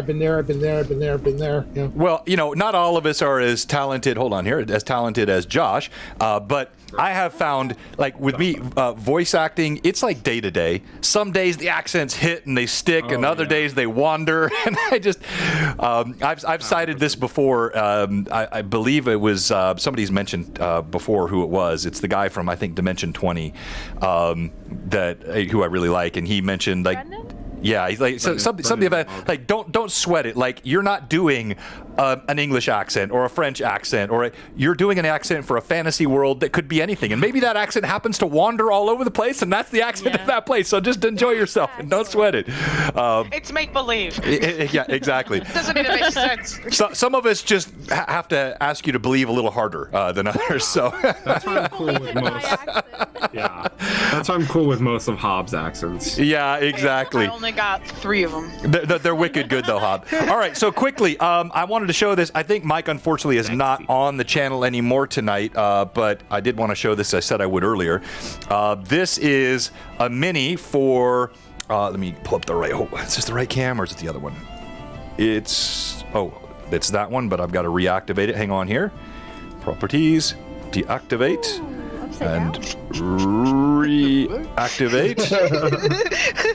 There we come on. What? Try one more time. It may, if it's not going to play nice, I will do this another time. I didn't prepare the local cams because I knew this was going to all be remote. Here it comes. There it is. All right, got it. So this guy here.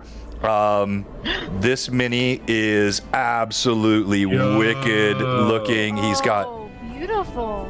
Look at that. And yes, this is something that our Greyhawk Awakening folks can look forward to, I guess, if you could use that term. And so big old The hard kiss. pass for me.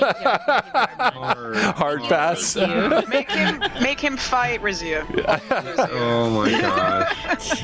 Well, Vivi does stand alone as the only one of my players who has ever charmed my BBEG. Mike Disney was deeply upset when the Overgord in my last one-shot, the follow-up to last year, the return to the patch, when the Overgord fell to the wiles of Vivi's bardic character as she and I can die happy now. adopted the vocal stylings of Marvin Gaye and saying, Yes. "Let's get it on," and it was incredible. And the Overgord failed his save and sort of actually wandered away to try to save himself from totally succumbing to the charms of her bard. So well done. Incredible.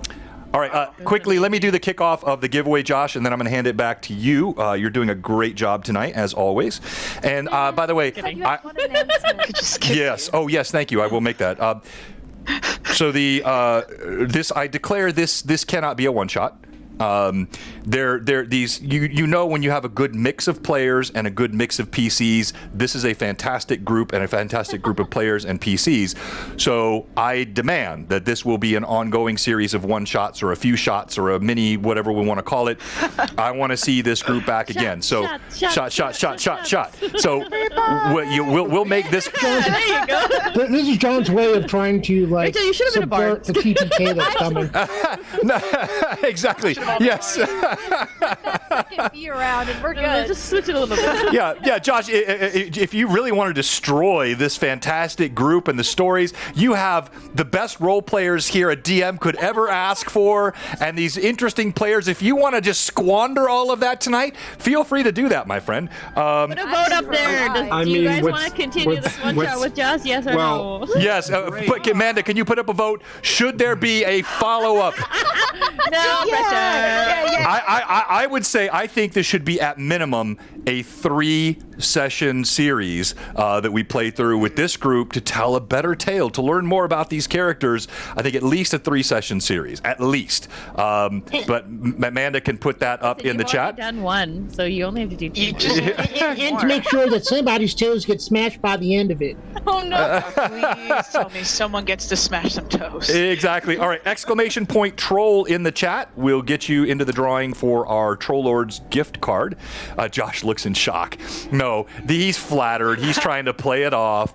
Well done. All right. So my one announcement, actually, so 2 quick announcements. We did pass 2,100 followers tonight, so thank you very much. I believe it was Urian Rel. Let me see here. Urielson. Urielson was the 2,100th follower, or 2,100, and then we had the 2,101. My scroll thing is shooting right past you. Josh, Hang on. is that you that voted no, you poo? Whoever it was is getting.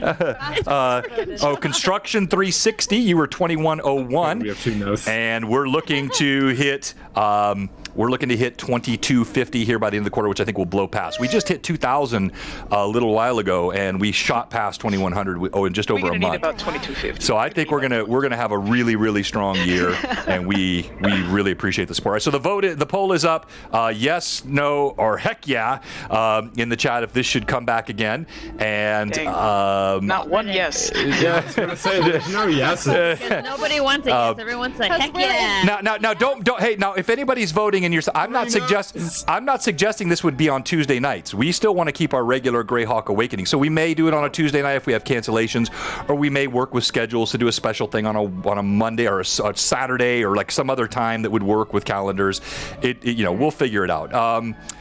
The other announcement I wanted to make is we have been running Tears of Aird on Sundays rather, at 1:30 every other Sunday.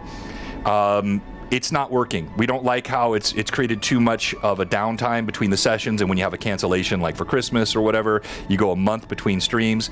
So we're very excited to announce that we will be making Tears of Aird a weekly session starting on January 22nd. So we'll be on this Sunday. Hey. We'll be on this Sunday, the 8th. We'll be off the 15th. And by the way, you can see all this on our website. Go to our channel, click our calendar, it's all there. But on the 22nd and moving forward, we'll be up every week with the one exception of any month that has 5 Sundays. If there's a 5th Sunday in the month, that Sunday we will be off to still create time for the cast and whatnot. Which Sunday do you take off? First Sunday of the month? The last Sunday of the month. The last Sunday. Good question. We'll take off the 5th Sunday of the month. We will take off. And that way, if we do have a cancellation for whatever reason that needs to occur, it's not so impactful as to go a month in between streams. So thank you for letting me take that time. But yes, Tears of Aird will be on this Sunday at our normal slot. We'll be off the 15th as we would normally, and then we'll be starting up the 22nd every week. And who knows, Fall of Red Dawn might go weekly as well. We'll see if Rory and his team. So you might get a full day of BlueBox on Sundays, right through until we raid into Jay all day long. Great gaming in D&D. Josh, back to you. All right. And heck yeah, has it, Josh? So you're on the hook. 23 votes and 3 No choice. votes for yes. So 26. We come back to the party Still within these feelings, these emotions that envelop you, that sadness, that sorrow, that pain that holds and grips you. And then all of it fades to a warmth, a comfort, a light.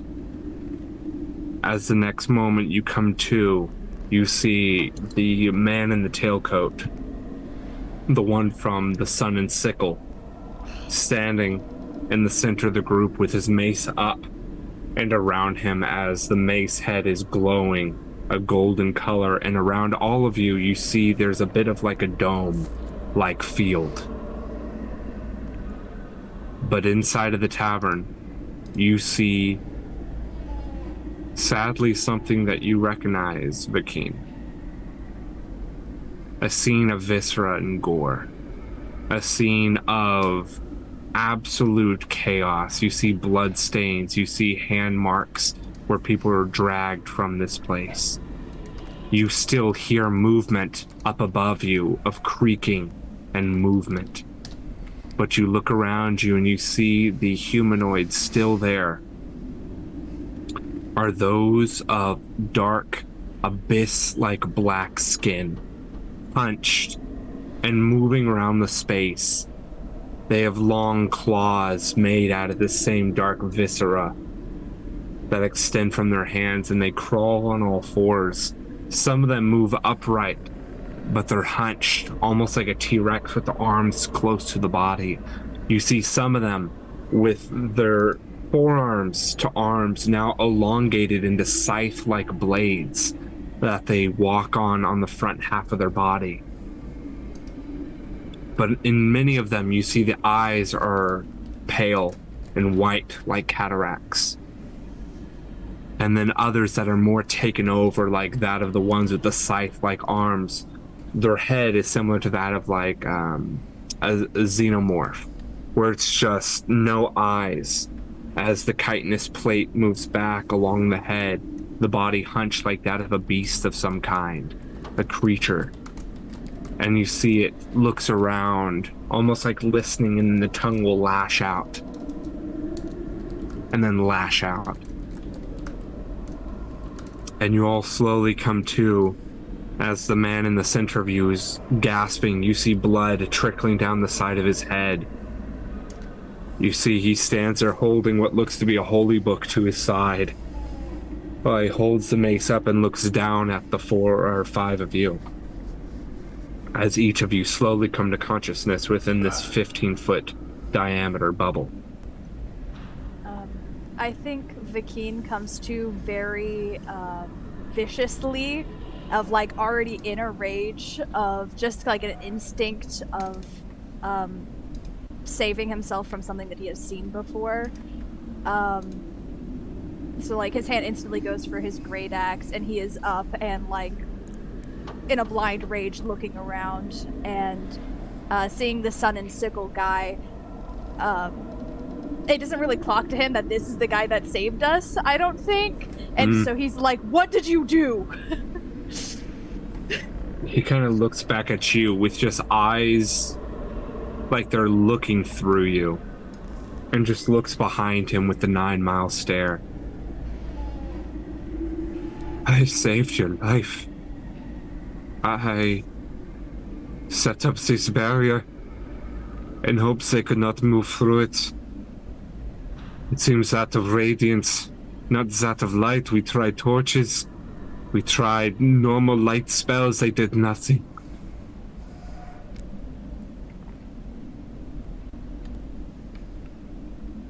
I've never seen anything like this. As he begins to almost start to throw up what seems to be possibly again, as his chin's already got dried, some sort of saliva on it. But he just looks at you, the pale human face staring at you, the brown hair all rustled and matted with different blood or maybe mud or other sort of liquids. As the rest of you come to, you hear this and you look around you and you see the same thing. They're moving past, not like they're hunting or waiting for you to come out, but just moving about. You hear a sound out on the street of someone screaming. And then you hear as they're dragged past the front door, as they're dragged, and one of these creatures has this man, what seems to be a middle-aged man, dark hair, being dragged by the front door in farmer's garb, in its teeth as it's just bounding north. If we leave the circle, do we die?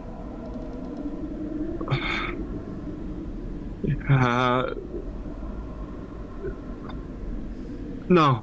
If you leave the circle, you do not die, but they seem to work upon sound.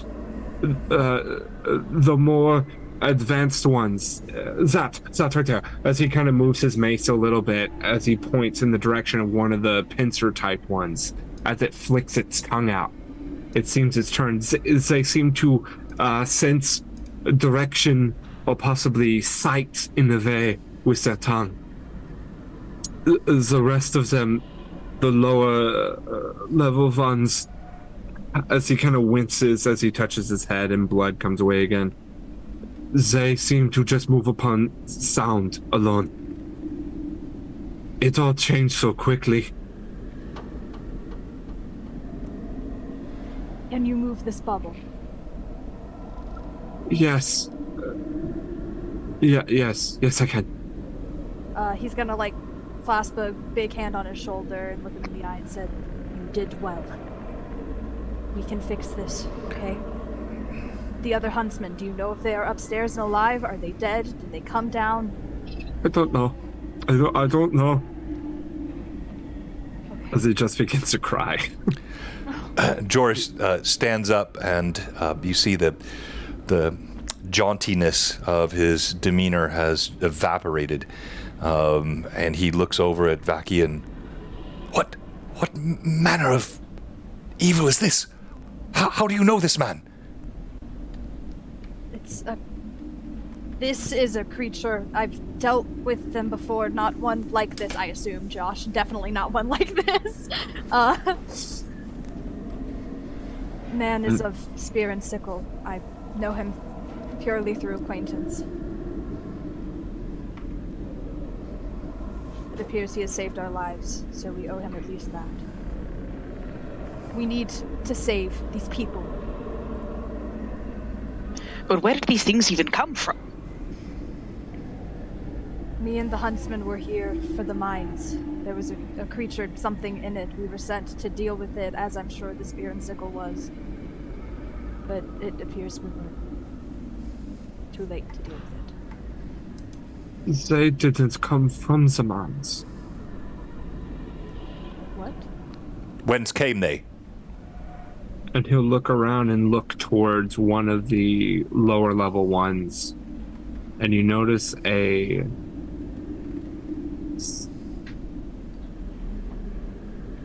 upon its body and back a similar white and gold trimmed cloth that hangs from its body as it moves. These were once the villagers. Whatever happened, they all left at one time. Everyone abandoning everything. Those that were writhing in pain kept writhing, and then, out of nowhere, they were dragged out. And then these came back. Whatever that wave was, it stops you. It paralyzes you and changes you. Almost takes over.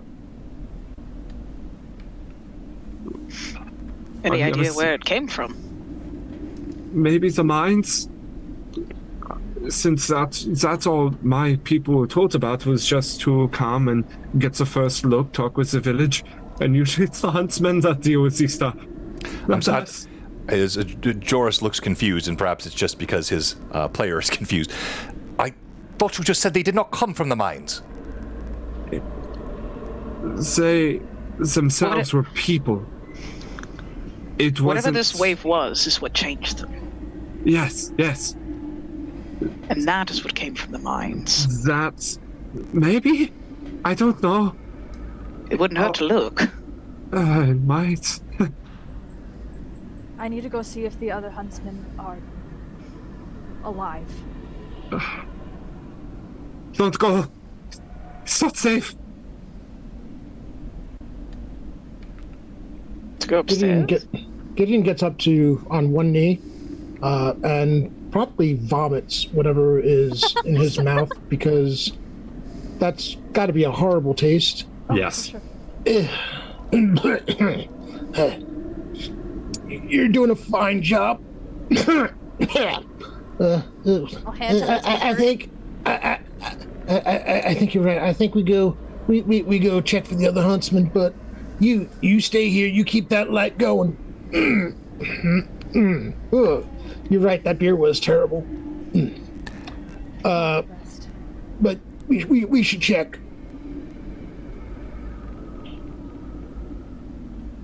How many are in the room? Sorry. This room currently 5. You see one of them, which seems to be that more advanced one that has more of that corruption kind of taken over, and then the other 5 or the other 4 in here just seem to be more the almost like zombie-esque versions. Wait, they're of these. in the room with us right now? Yes. Yeah. You guys are in And the. we're just hanging out We're in a talking bubble. really out. We're protected in this bubble.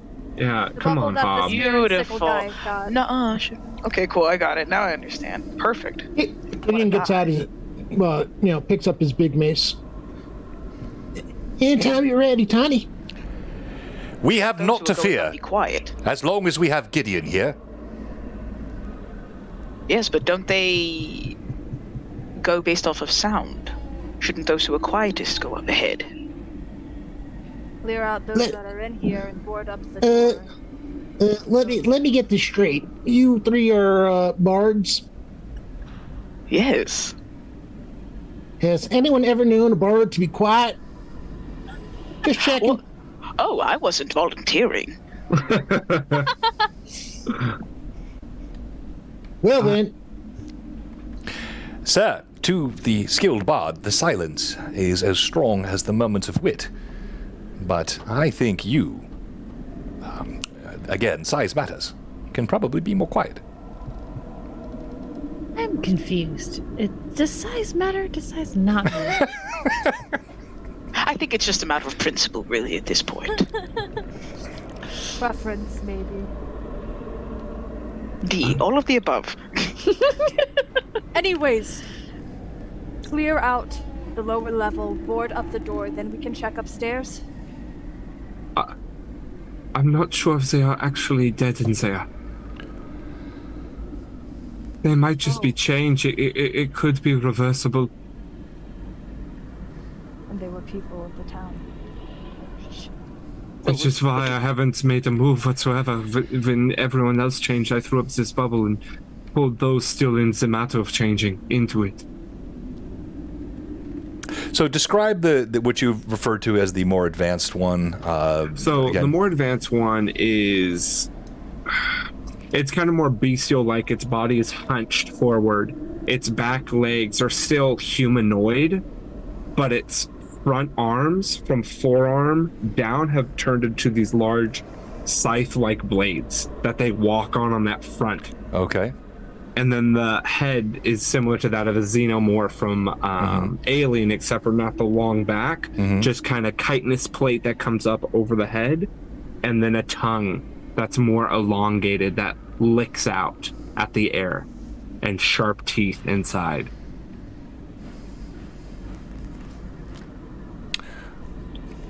Okay. And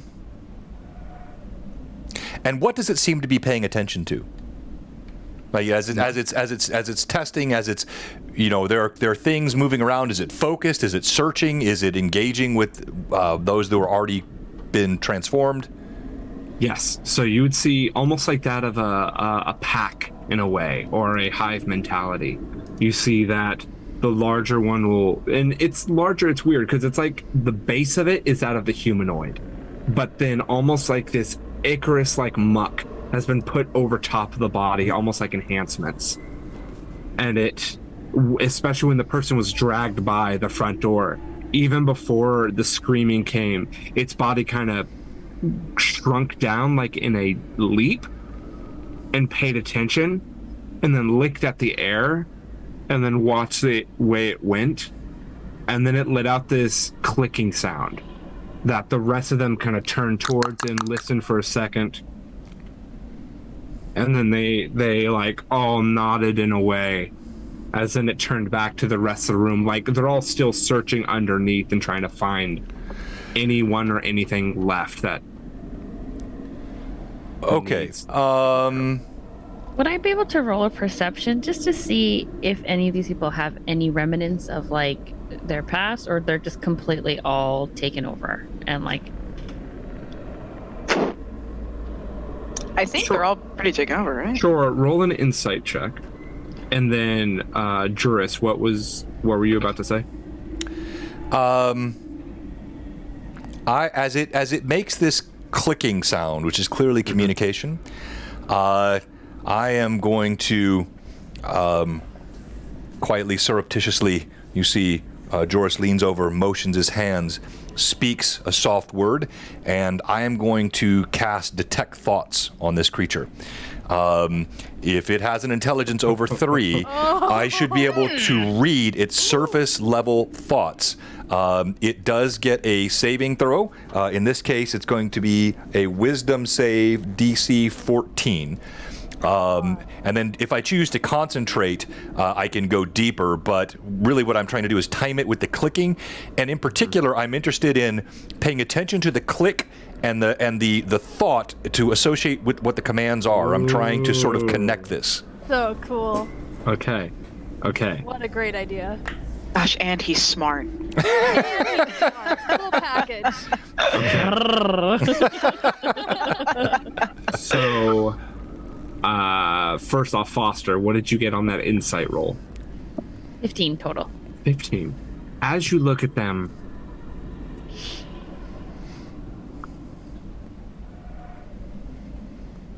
it's a little terrifying, of course.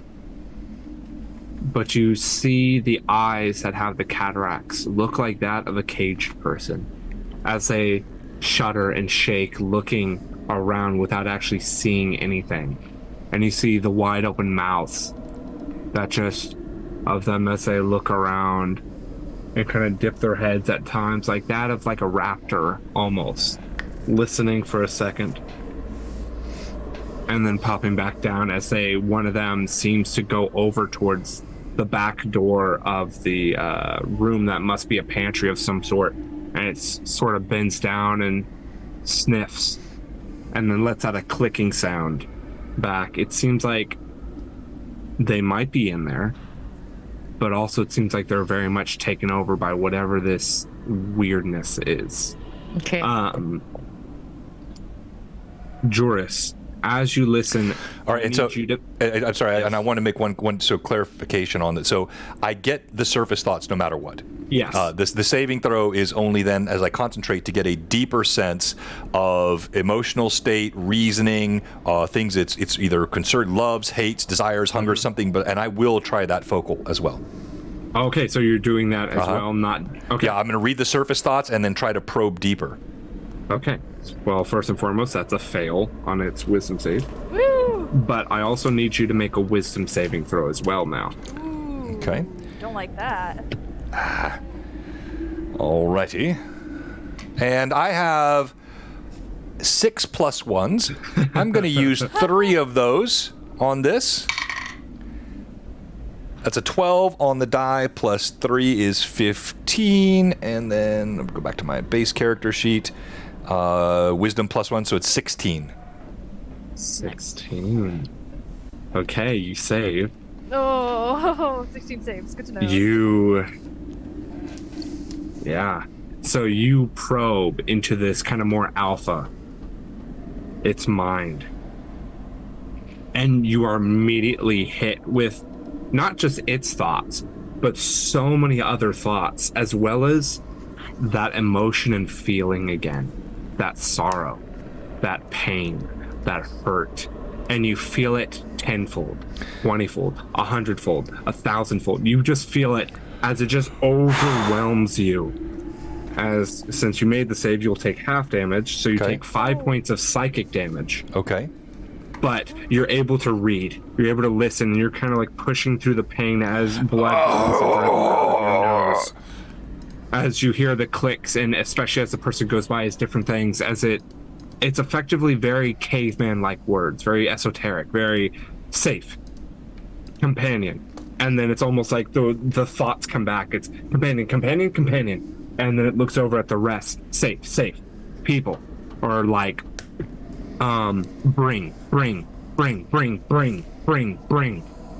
And then something else hits you. It's a different sight. It's a different view. As you see this tall, black, like obelisk. No, it's not an obelisk. It seems to be broken off from something. You see, and it clicks in your mind what you were listening to in the tavern. What they were talking about some odd spire, this black-like spire, beautiful, but they've never seen anything like it. As you see it vividly, this beautiful, almost obsidian glass spire that curls and rises, and around it you see jagged different points rising up from the ground around it, as if the ground itself is trying to push itself away from it. And you see it in this massive dark space, this cavern of sorts. And it hurts so much, and you hear the clicking all around you, and all the clicking envelops you to the noise and thoughts of what you're hearing still. More.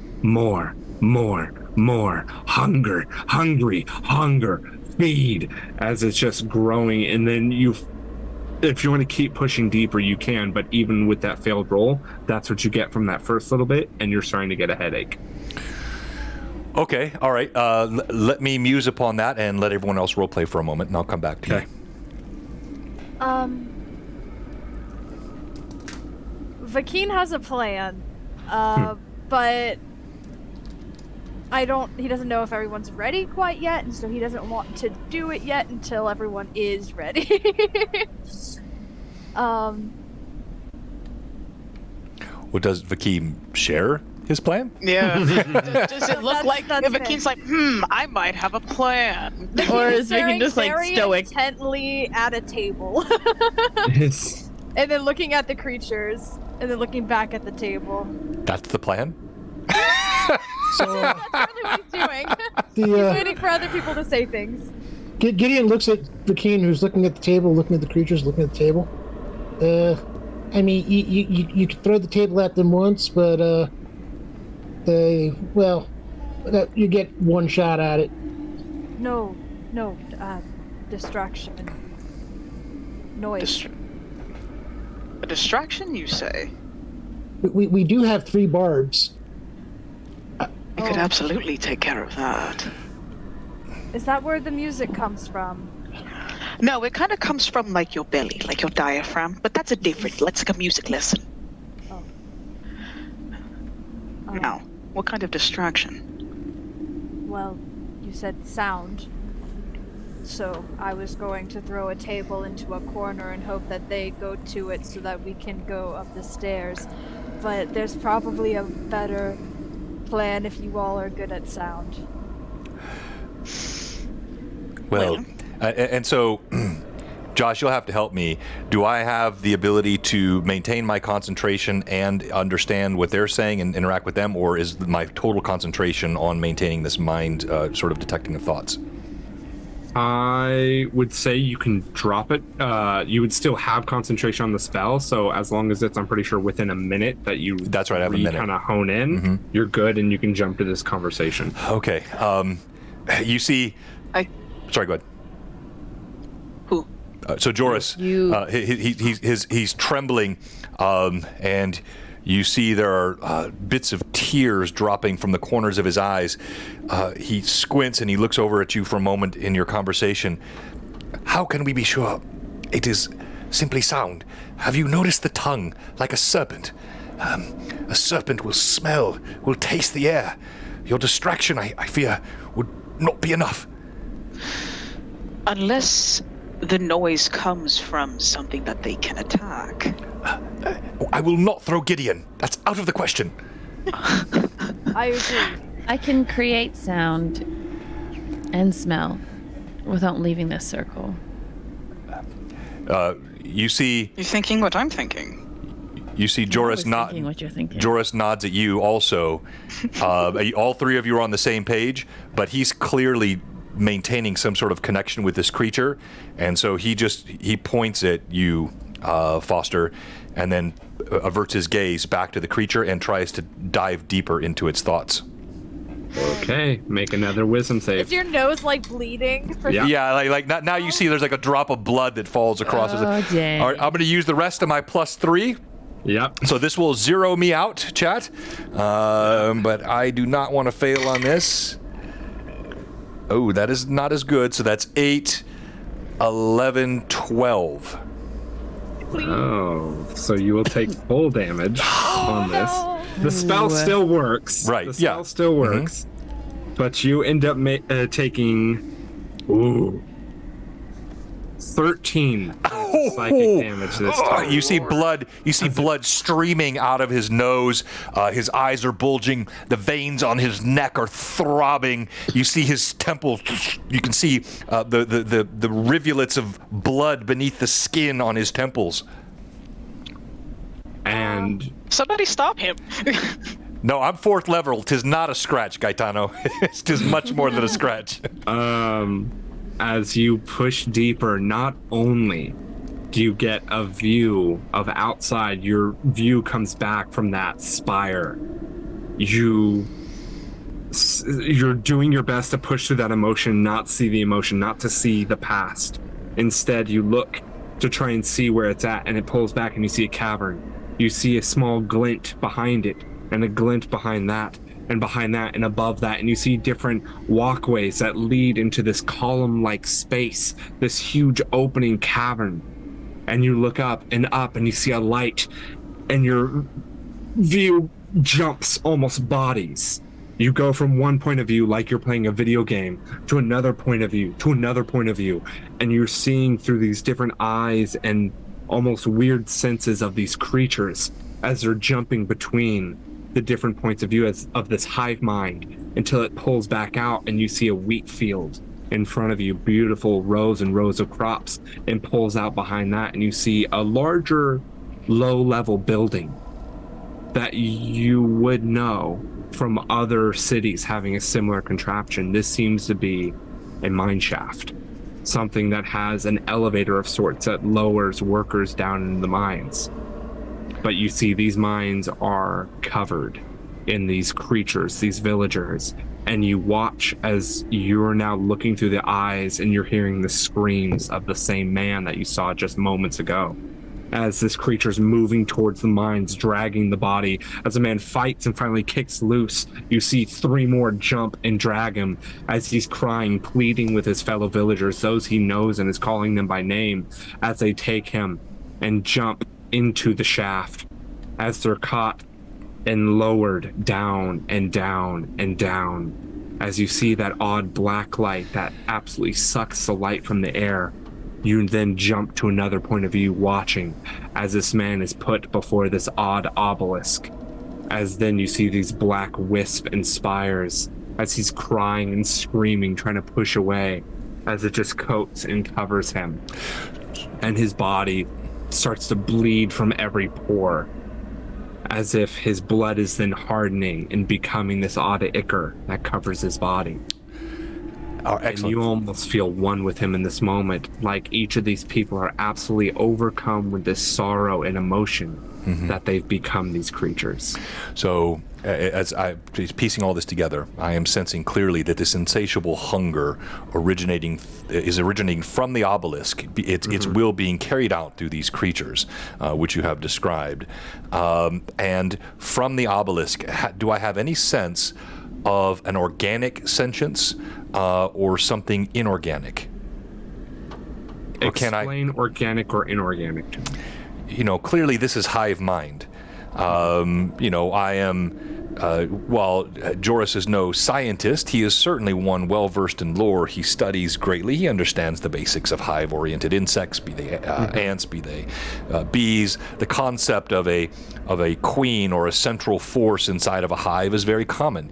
So I'm trying to determine, is this seeming structure that I'm looking at, is it organic? Is it the center of the hive in the same sense of a natural hive, or is it something different? It seems like that. It seems like it is the central headquarters, home base that maybe if it's broken or messed with, it could help, but maybe they'll stay this way. But it seems like these people are being brought to this and then changed. And then they're let go. Yeah, I definitely picked that part up. I was trying to, okay, that makes sense. So with that, I'll break the connection, and you'll see Joris violently fall to the ground, the blood streaming from his nose, and he'll just groan. Joaquin immediately produces some kind of like little tissue of sorts and just kind of tries to pass it to you. You might want to vomit. That seems to help a little bit. Oh, I can definitely agree with that. Felt a lot better after. Are you turning into one of them? No, after a manner of speaking. I have seen the creature's thoughts. It is hive mind, as was said. We are in grave danger here, and we may yet save these, although we cannot know for certain.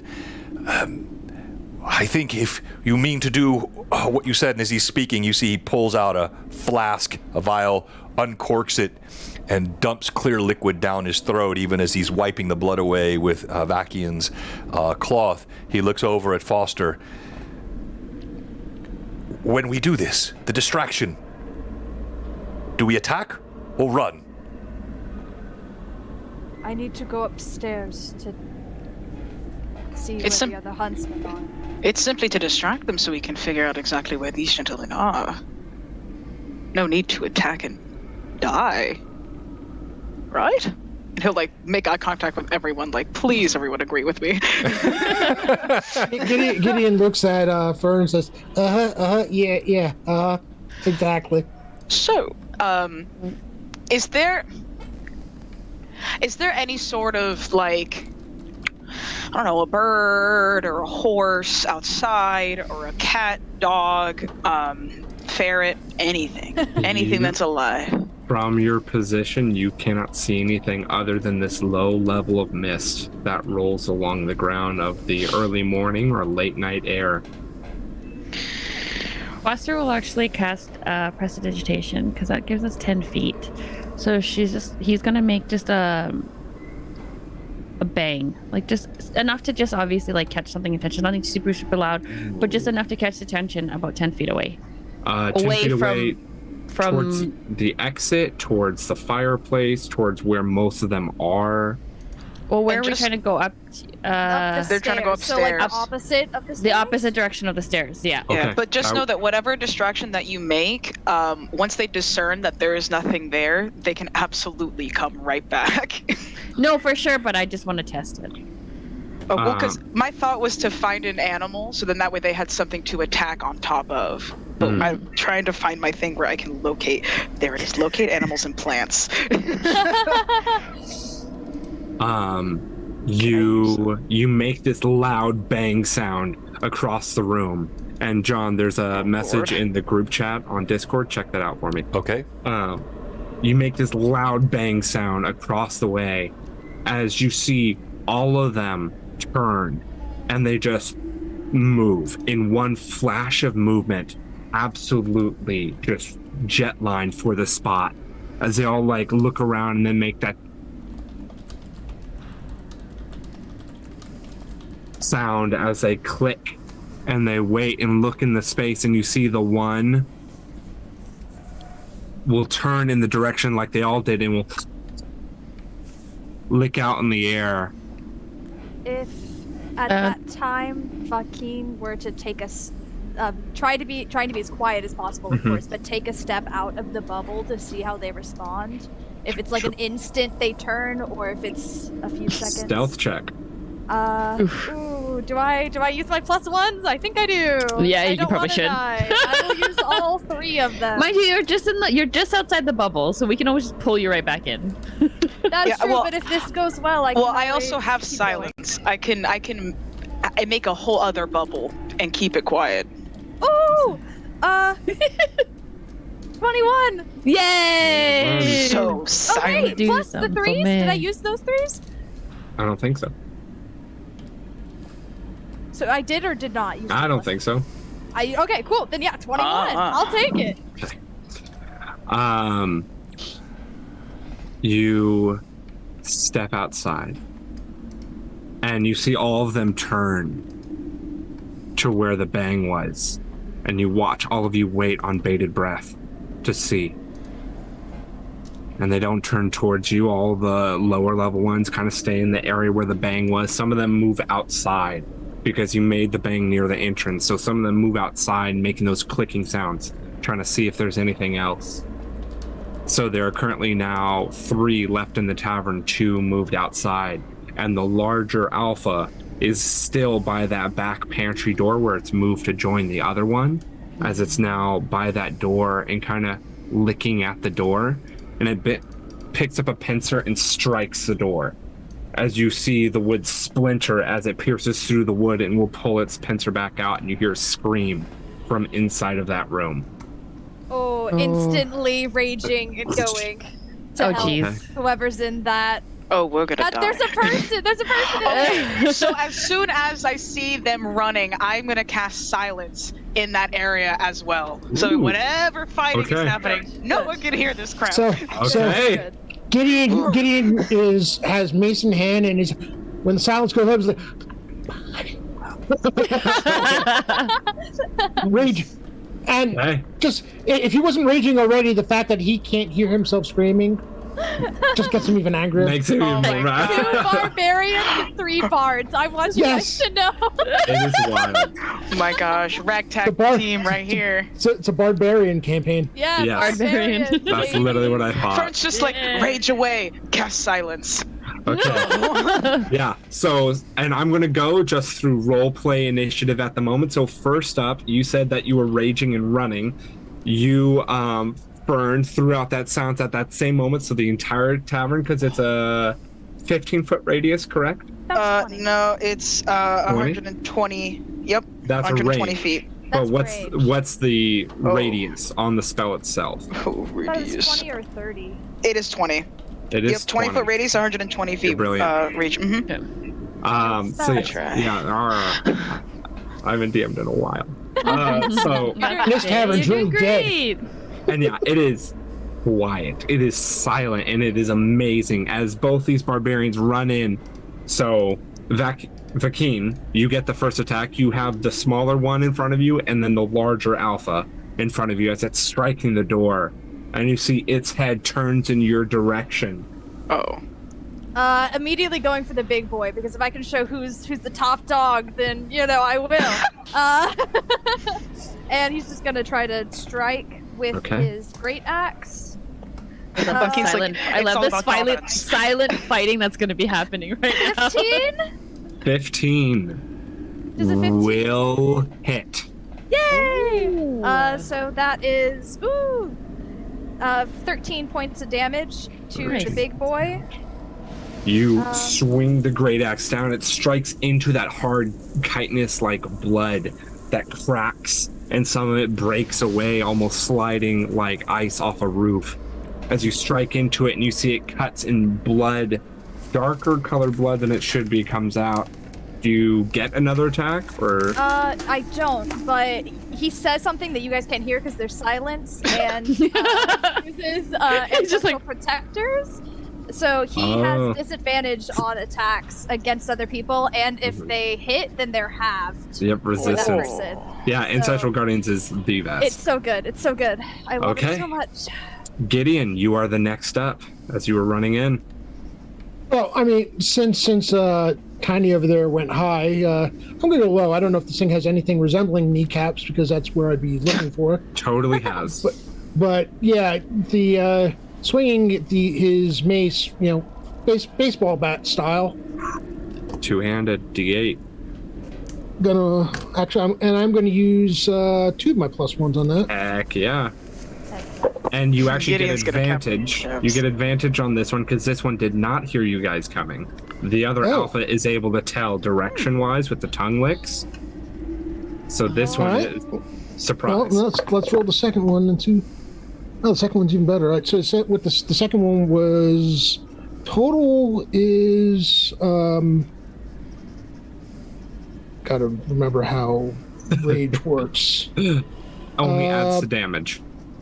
It only adds the damage. Okay, so that is 19 then. 19 will hit. All right.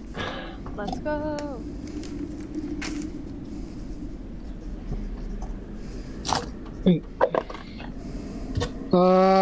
That is 10 points damage. Woo! What does it And- look like? Whoa. Well, with much anger in him, and because he really does not like throwing up, it's just not something he normally does.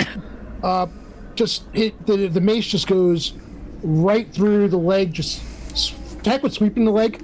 I'll crack the leg in half Jeez. Yeah, and just you go right through.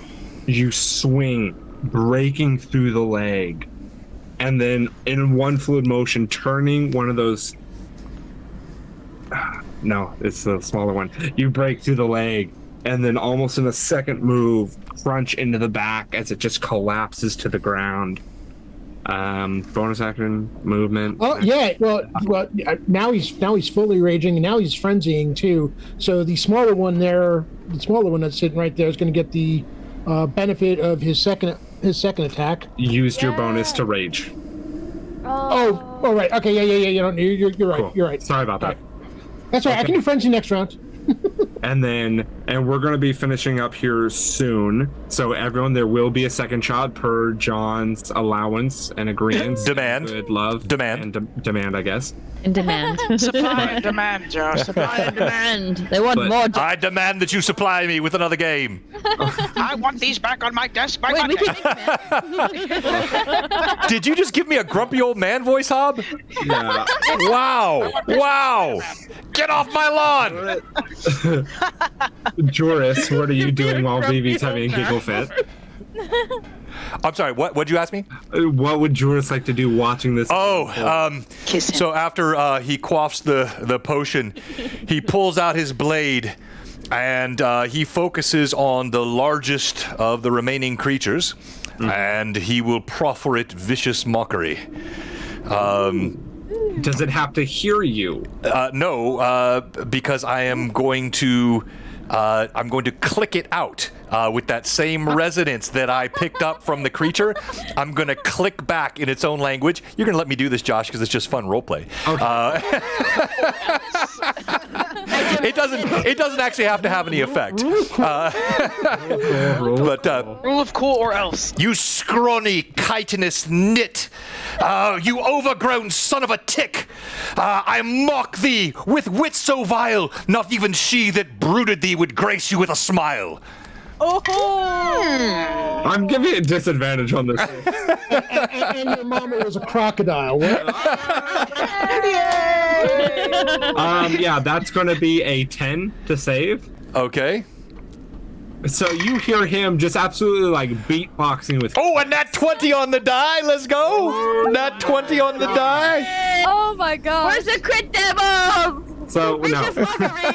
Yeah, so you just roll the vicious mockery damage since it failed. Okay. Yes. So that's going to be, it's a D4, but at 4th level, I believe I get a little bit more. Hang on, let me pull that back up real quick here. Sorry, I don't have this. Vicious clicker. All right, so D4 increases, no, 5th level, not till 5th level. So it's 1D4 at this level. Love it. That's 3 points of damage. 3 points of damage. Okay, that's not. Ooh, yeah. Gosh, I don't know what he's saying, but that's definitely a burn. It is.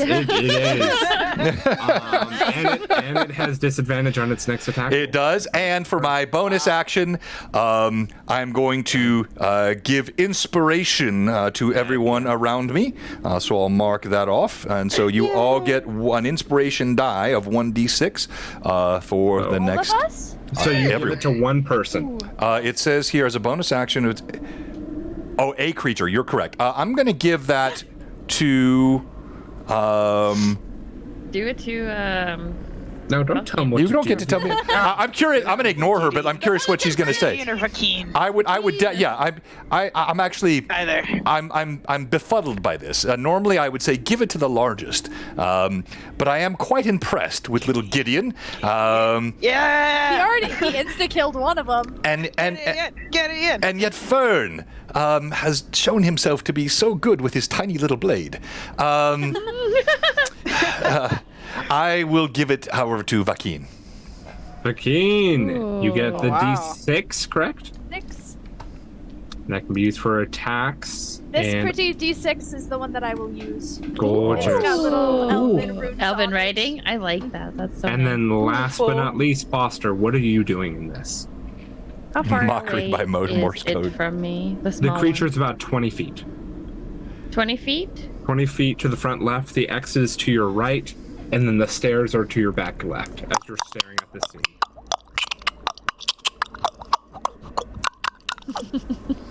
Wow. Super cool Echoey. beat. Yeah, dang. I'm jealous. Play that again. Okay, sorry. You said there was a big one and a start a small one. race. Is the small one still there or is it gone? The small one's dead. Oh, or knocked okay. out. Boy, dead. Good. Ooh, I'm gonna throw a scent. Like a sweet scent, almost like again, just casting prestidigitation. I'm trying to keep those guys, all those. The two that are Over. outside at the moment. I'm doing the I giveaway for the wanna- TLG gift card real quick. Go ahead, you guys carry on. You'll see it pop up in the chat. For it. Okay. This time, I'm just gonna try scent to see if that helps. Okay. if that works. Make a perception or insight check as you do this. Where is my D20? I have lost it. Do you know what I do have though? My D20. Look at this beautiful one. that I just did. Oh, that's so pretty. I wonder who got that for you.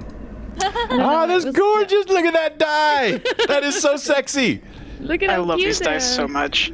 Thank you. I'm glad you guys like them. Merry I've been Christmas. solely using it, by the way. Those were, for those of you who don't know, I gave all of my players Christmas gifts, and they got these gorgeous awesome. metallic. They're so There you go. That does the best They justice roll there. so well. And they've got the dragon on them. They look just like the blue box dragon. They are. Amazing. I don't know how they you are- found that. I rolled Gorgeous. a 16 plus. What did you say? Perception or insight? Perception or insight. Okay, I'll do perception because I have a +5, so 20. Dirty 20. 20. So with your perception, you throw a scent that way, and it seems like these creatures do not pay attention to a sense of smell. Okay. It seems like it is mainly sound Sound. and sight or direction when it comes to the alpha. Okay. Sounds good. Good to know. And that, with the final clicking, this creature, I'm going to take its turn now, but then that will be it. That is where we will close the one shot for now and come back to the second two shot. Ooh. Next Two time. shot. 2 shots. 2 Or a shot. What about 3-shot. the 3-shot? 4 shot? 5 shots, and then it goes into a campaign, and then we're all tied together. It's a 3-year-long campaign. No, please. Vakeen Three does shot a campaign. 3-shot 21 hit you. campaign. Oh, the 21 hit. You bet your buns it does. Okay, it does a 22 both of hit. That also definitely hits. Yes. Okay. Oh my Wait, was one god. of those with disadvantage because Oh. vicious mockery? Oh, first one was You are not. correct. That's right. One of them That is feels right. bad. That is going Yeah. to be that's going to be a dirty 20. That does hit too. Okay. I rolled all I above tried. 15 I on tried. all of these rolls. But yeah, you see it like starts to it just shakes its head from the clicking, and then kind of its head turns towards you, Vakeen, and leans up and makes 2 pincer attacks right on you as those scythe blade like arms come down on top. As Oh, that no. it's the 7d8 damage. I don't like I'm that. kidding. I'm kidding. I don't like that. I was gonna say, did you say 78? Holy crap! But that is really good rolls though. That is going to be I hope it's halved. Please don't tell me it's poison. it's not poison, it is just slashing, Oh, but halved. not halved. Oh. I rolled really well. It is going to be halved, but this is Oh, just okay. the not halved number. Oh, I was like, what the heck? Yeah, me Six- too. I was like, What a Six. roller coaster of emotions. 17 points of damage. Half. half halved. to 8? 8, Nine? yes. 8. Eight? 8. Okay. Because it's a round down.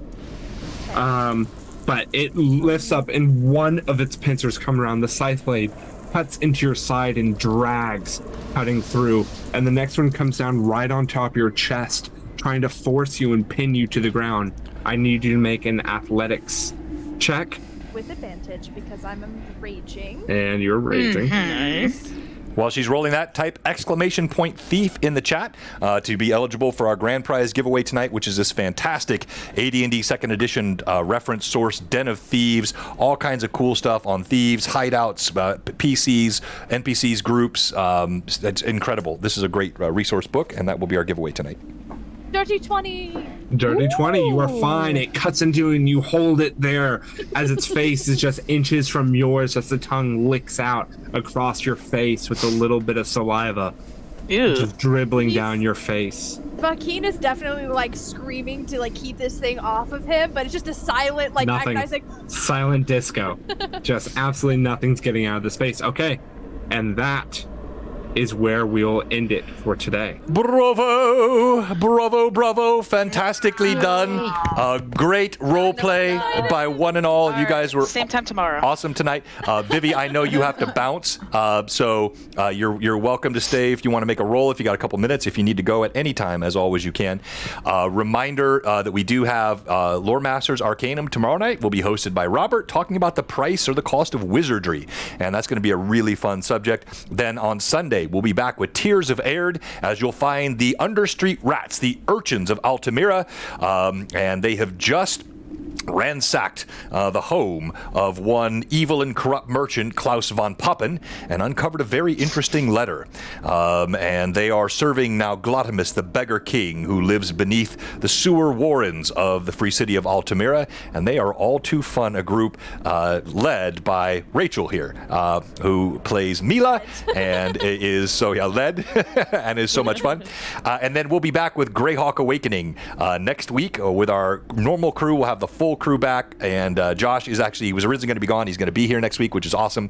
So it'll be the first time in over a month and a half that we've had the full crew for Greyhawk Awakening, and that is really getting to be fun. They find themselves at the precipice of Shadewall, which is the arrow. They've been aimed like an arrow toward that fort from the very early sessions of Book 2, and they can now see the hints of what's happening in Book 1 and the portent of Book 3 just ahead. So lots coming up on BlueBox. Also, if you haven't checked it out, our website here launched today, blueboxrpg.com.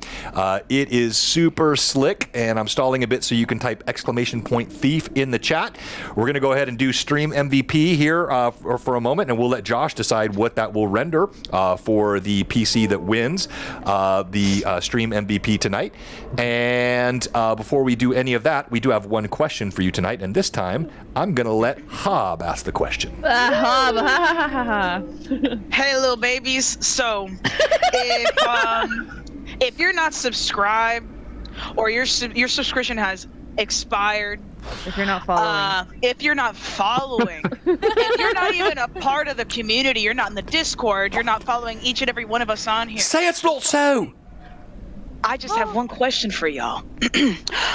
What are you doing? Give us a follow. Give us a sub. All right. So while we're going through the website here, Josh, I'll let you run through who should be Stream MVP and run all of it from here. Go ahead, my friend. Love you, babies. Bye-bye. Okay, Stream following, MVP. subscribe. What are you doing? Vivi, why should Foster be Stream MVP? Yeah, Foster should be Stream MVP for, no good song is without a bass. So, you always got to have that bass in there. You gotta have All about that bass. All about Foster's that bass. got a lot of bass. About that bass. Yeah. No trouble. No trouble. No trouble. Just Not a bass. You're welcome. One of the three stooges of the three bards that are here. Ensuing chaos, and I think just trying to check for sound and prestidigitation, creating a sound to distract, so that nobody actually has to go there and throw something to cause a bigger distraction. So allowing us to safely enter the tavern-ish, so we can kick some ass. Big brain. Big brain. We love him. Okay, I gotta go. I'll talk to you guys later. Bye, Vivi. Bye. Thank you. Bye. Anyway, now that they're gone. Yeah, finally. Get out of here. Hang on, I'll get the volume in a second. It's too loud. I'm literally still sitting here. Thank you, Vivi. We love you. Goodbye, love you. Bye, Why should Vivi. Fern be MVP? He's Because hot. Oh, no, someone else do it. Tell me. No. Well, that's it. He's hot, period. End statement. Period. Yes. Period. You know, I mean, he's just the life of the party. If who doesn't like a good party, you know? No. No, that's a great way to That put was it. silence, so then that way we can have a nice, quiet killing. Yeah. That was pretty clutch. No, seriously, silence is very, very clutch Very, and very very clutch. needed for It this. is. Dude, I was so happy I had it. I was like, oh, thank God, it's just gonna come in handy. Yeah, Yeah. I saw it on your character sheet and I was like, dang it. Yep. By accident. There is a giveaway coming in a moment. So, frankly, Delicious, what happens is everyone goes through Stream MVP. Once they've said their piece, you'll be voting for MVP, and they'll be rolling for who will be the winner. All right, so I should roll for Vivi first. If you haven't yet, type !thief in the chat. And the first individual, and we'll let Josh roll for Vivi since he's the DM tonight, is going to be GDTRFB 1995, always a regular viewer and follower. And then Hob, you will be rolling for tonight, Forgrad Furio, and he has actually been super active over the past couple of months and a regular. We're so glad that you're with us again tonight, my friend. All right, who's next, Josh? Next up, Rob. Could you please tell me why Gideon should be Stream MVP? I mean, are we being serious here? I mean, because he's a southern kind of gnome. Just looking for yeah. some place he can call home. But, yeah, I mean, what's not to like about a gnome that thinks he's a Goliath? He is definitely a barbarian. Just wants to smash toes and kneecaps and anything else he can get his, big mace on. And plus, he's rocking the leather and the loincloth. I mean... And it's a wrestling champ. I mean, come on. What? And he literally took out one of those things in one hit. Honestly. True. That's a fact. Our savior. Gideon. Big anger, small package. You got it. God, I Big love him. anger, small package, small pack. I mean, he's all the just got packages in packages. one. He's got package. He's That's actually all the UPS. postman. He's the postman. Except I actually deliver. Oh, baby. Oh. He delivers small packages. Hear that postal system? Gosh, baby. Okay, next up, John. Oh, so let me tell you. So you, Rob, will be rolling for Ian Cardman 2467. Another regular follower, great chatter, huge member of the community. All right, so why should Joris be Stream MVP? Why should he not? Joris, from the beginning, with the pros, from the moment that he first met Fern, and referenced after hearing his prose that his tales were always tragic because his flute was small and phallic. But really enjoying all the role play, the fun in the initial tavern, the vicious mockery unleashed upon the insect, the reading of the mind, the tale of my love Guinevere, who fell to the fever and the emotion and empath and pathos that he felt with that. I had so much more that I wanted to share with the group, which is why we have to do 2 or 3 more of these. And I really enjoyed playing this character, and I enjoyed playing with this group. So I never get to be voted for. I don't let anyone vote for the DM. So I will go ahead and play that up tonight. And thank you for voting for me. Heck In yeah. other So words, who you are better you vote for rolling? John. I will be rolling for 2000 Caesar. Let's go, Chris. I got you, bro. All right. Hey, now that everyone's given their oh wait, Rachel for the Best for king. last. Yeah. for also, I don't know if you forgot, but you still had that inspiration. I do. I'm waiting Okay. for it. Okay, I you're thought waiting, about okay. using it for the mass intellect check we had to do, but I was like, I'm gonna fail that anyways. Yeah. I I literally had the same thought. I was like, man, he's screwed. I was like, I'm so sorry. yeah. If we were to step out that bubble and get attacked, like have the mind thing affect us, I couldn't step out the bubble ever. Yes. Yeah. Nope. Besides from him having little to no intellect, he is very strong. He's a very big boy, very large Goliath. young lad, clean shaven, whether that's because he can't grow a beard or because of a blade, who knows, he will never tell. He should be MVP because he got to meet, he's the first one to meet our lovely little gnome friend, Gideon.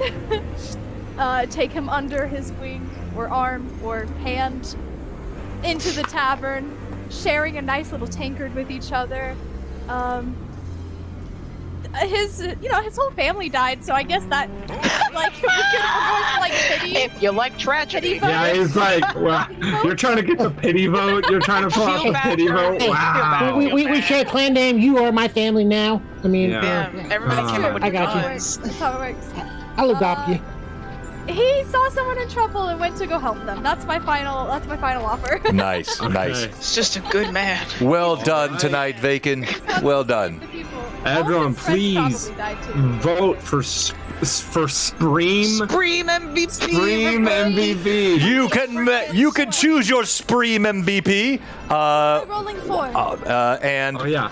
and so you're gonna roll for tonight, Rachel. Sigh. The last entrant. By the way, if you haven't yet, give us a follow. We are at 2,102 now followers. We appreciate that. And the final entrant tonight is Kurt Cuvenet. Kurt has been super active, newer member of our community. He's actually, he knows you, Josh. I had coffee with him a few weeks ago. His wife met my wife at Costco. Or Walmart, I think, and that's how. And so he's coming to BlueBox Con. He's coming. Yes, and he's coming to BlueBox Con, and he's going to be DMing, and you're going to see him on some streams. We're really excited about having Kurt in the community. Small world. Holy crap. It is a lot of fun, so we're looking forward to having him with us. All right, so your vote, top right-hand corner for Spreem MVP. Scream MVP. And Josh, why don't you go ahead and start off? You are rolling for Death Neck, I believe, something like that. GDTR. Yeah, Death OK GH. Death? Oh no! I'm sorry. He won. He won the. Yeah, you've got GDTRB. Death, you won the Troll Lords card. Go in our Discord, Death, and make sure you send your email address or just chat Manda Mystical Unicorn in our Discord, and she'll get you that Troll Lords code. Go ahead, Josh. Okay, GD, you're getting 2 rolls. Here we go. Wow. I rolled 2 natural ones. Oh, that is brutal. I am so sorry. Oh no! That is brutal. Why do you not like him, Josh? That's special. Josh, why do you not like him? Like, where is it? Where's the one? Yeah. You should have won just for that. 2 nat ones. Hey That's guys, man. Christopher, we still like you. I'm sorry. I don't know why Josh doesn't I'm like you, so Chris, but sorry. we do. All right, let's go to you, Rob. All right, I got Cardman. Here we go, Ian. Who I'm pretty sure is a sub. So let's see. First roll is only a 4. Second roll, 9. Sorry, Cardman. So 9. 9 is the leading roll. All right, 9 is still in the lead. All right, let's go to you, Hob. All right, Fortune Furio, give me all your friendship energy. Together, we're both gonna say friendship. Ready? 2 nat ones. 1, 2, 3. Friendship. Losers. Okay, so I have to roll. I do the 2 rolls. Still friendship. Still friendship. Yeah. All right, so that's a 16. Ah! Okay, a 16. Very nice, very 16, nice. Now on the lead. All right, and then I have, I've got 2,000 Caesar, correct? I'm looking at the list here, making sure that's right. I believe that's who I Hey, got. Joris, you won MVP. I'll tell you what you get. Oh, outstanding. Hey, thank you, everybody. That was the sympathy vote. That was a sympathy vote for the DM because he never gets voted for. I appreciate that. That was very kind. No, that's all right. a simp. All right, simp. Oh, that's wrong. All right, here we go. George, I got you, dog. Let's see, Chris. I got a 4 and a 3. Ooh, that's not good. Normally I roll well for this. I was not good tonight. I'm sorry. All right, go ahead, Rachel. All you. Miss it. Yeah, Kurt. Okay, the first one is a 9. Do I roll again? Yes. Yeah, you get 2. Okay, come on. Nat Come 20. on. Ah, 13. 13. Oh my God, did we do it? Yeah, you did it. We did it, Friendship. Marge. Wait, I did it! I'm sorry, I never Kurt. win, but we won this time. Congratulations! Where you Outstanding. going, Hob? We're good. I'm gonna take Forge on Furio to Miami because Yeah, you heard Come on that? down. You're going to Miami. I don't know. Yeah, I have a futon you can sleep on. All right, so I want to say thank you again to everybody tonight. A lot of fun. Really enjoyed the role play. Looking forward to getting the group together again. We'll figure out a time that works. Join us tomorrow night for Lore Masters Arcanum. I do have the stream for the Barbarian campaign with Tim on Jay's channel. That'll be Saturday morning, and then back here again, as I mentioned, with our incredible Tiers of Aired group. Thank you to all the raiders tonight. We had 2 raids. Thank you to all the followers, all the gift subs. The chat was incredible, and make sure that you check out our brand new website. We're going to raid our friends Dave and crew over at Guild Superior running Heroes of Greyhawk. Any final comments from our DM or our players before we kick off that raid? Love you. Thanks for being here, babes. Incredible. That's I hate everyone here, but all you love that watchers, energy. thank you for being here. Love you guys. Me and Josh are All right. gonna kiss later. But like, okay. Shut up!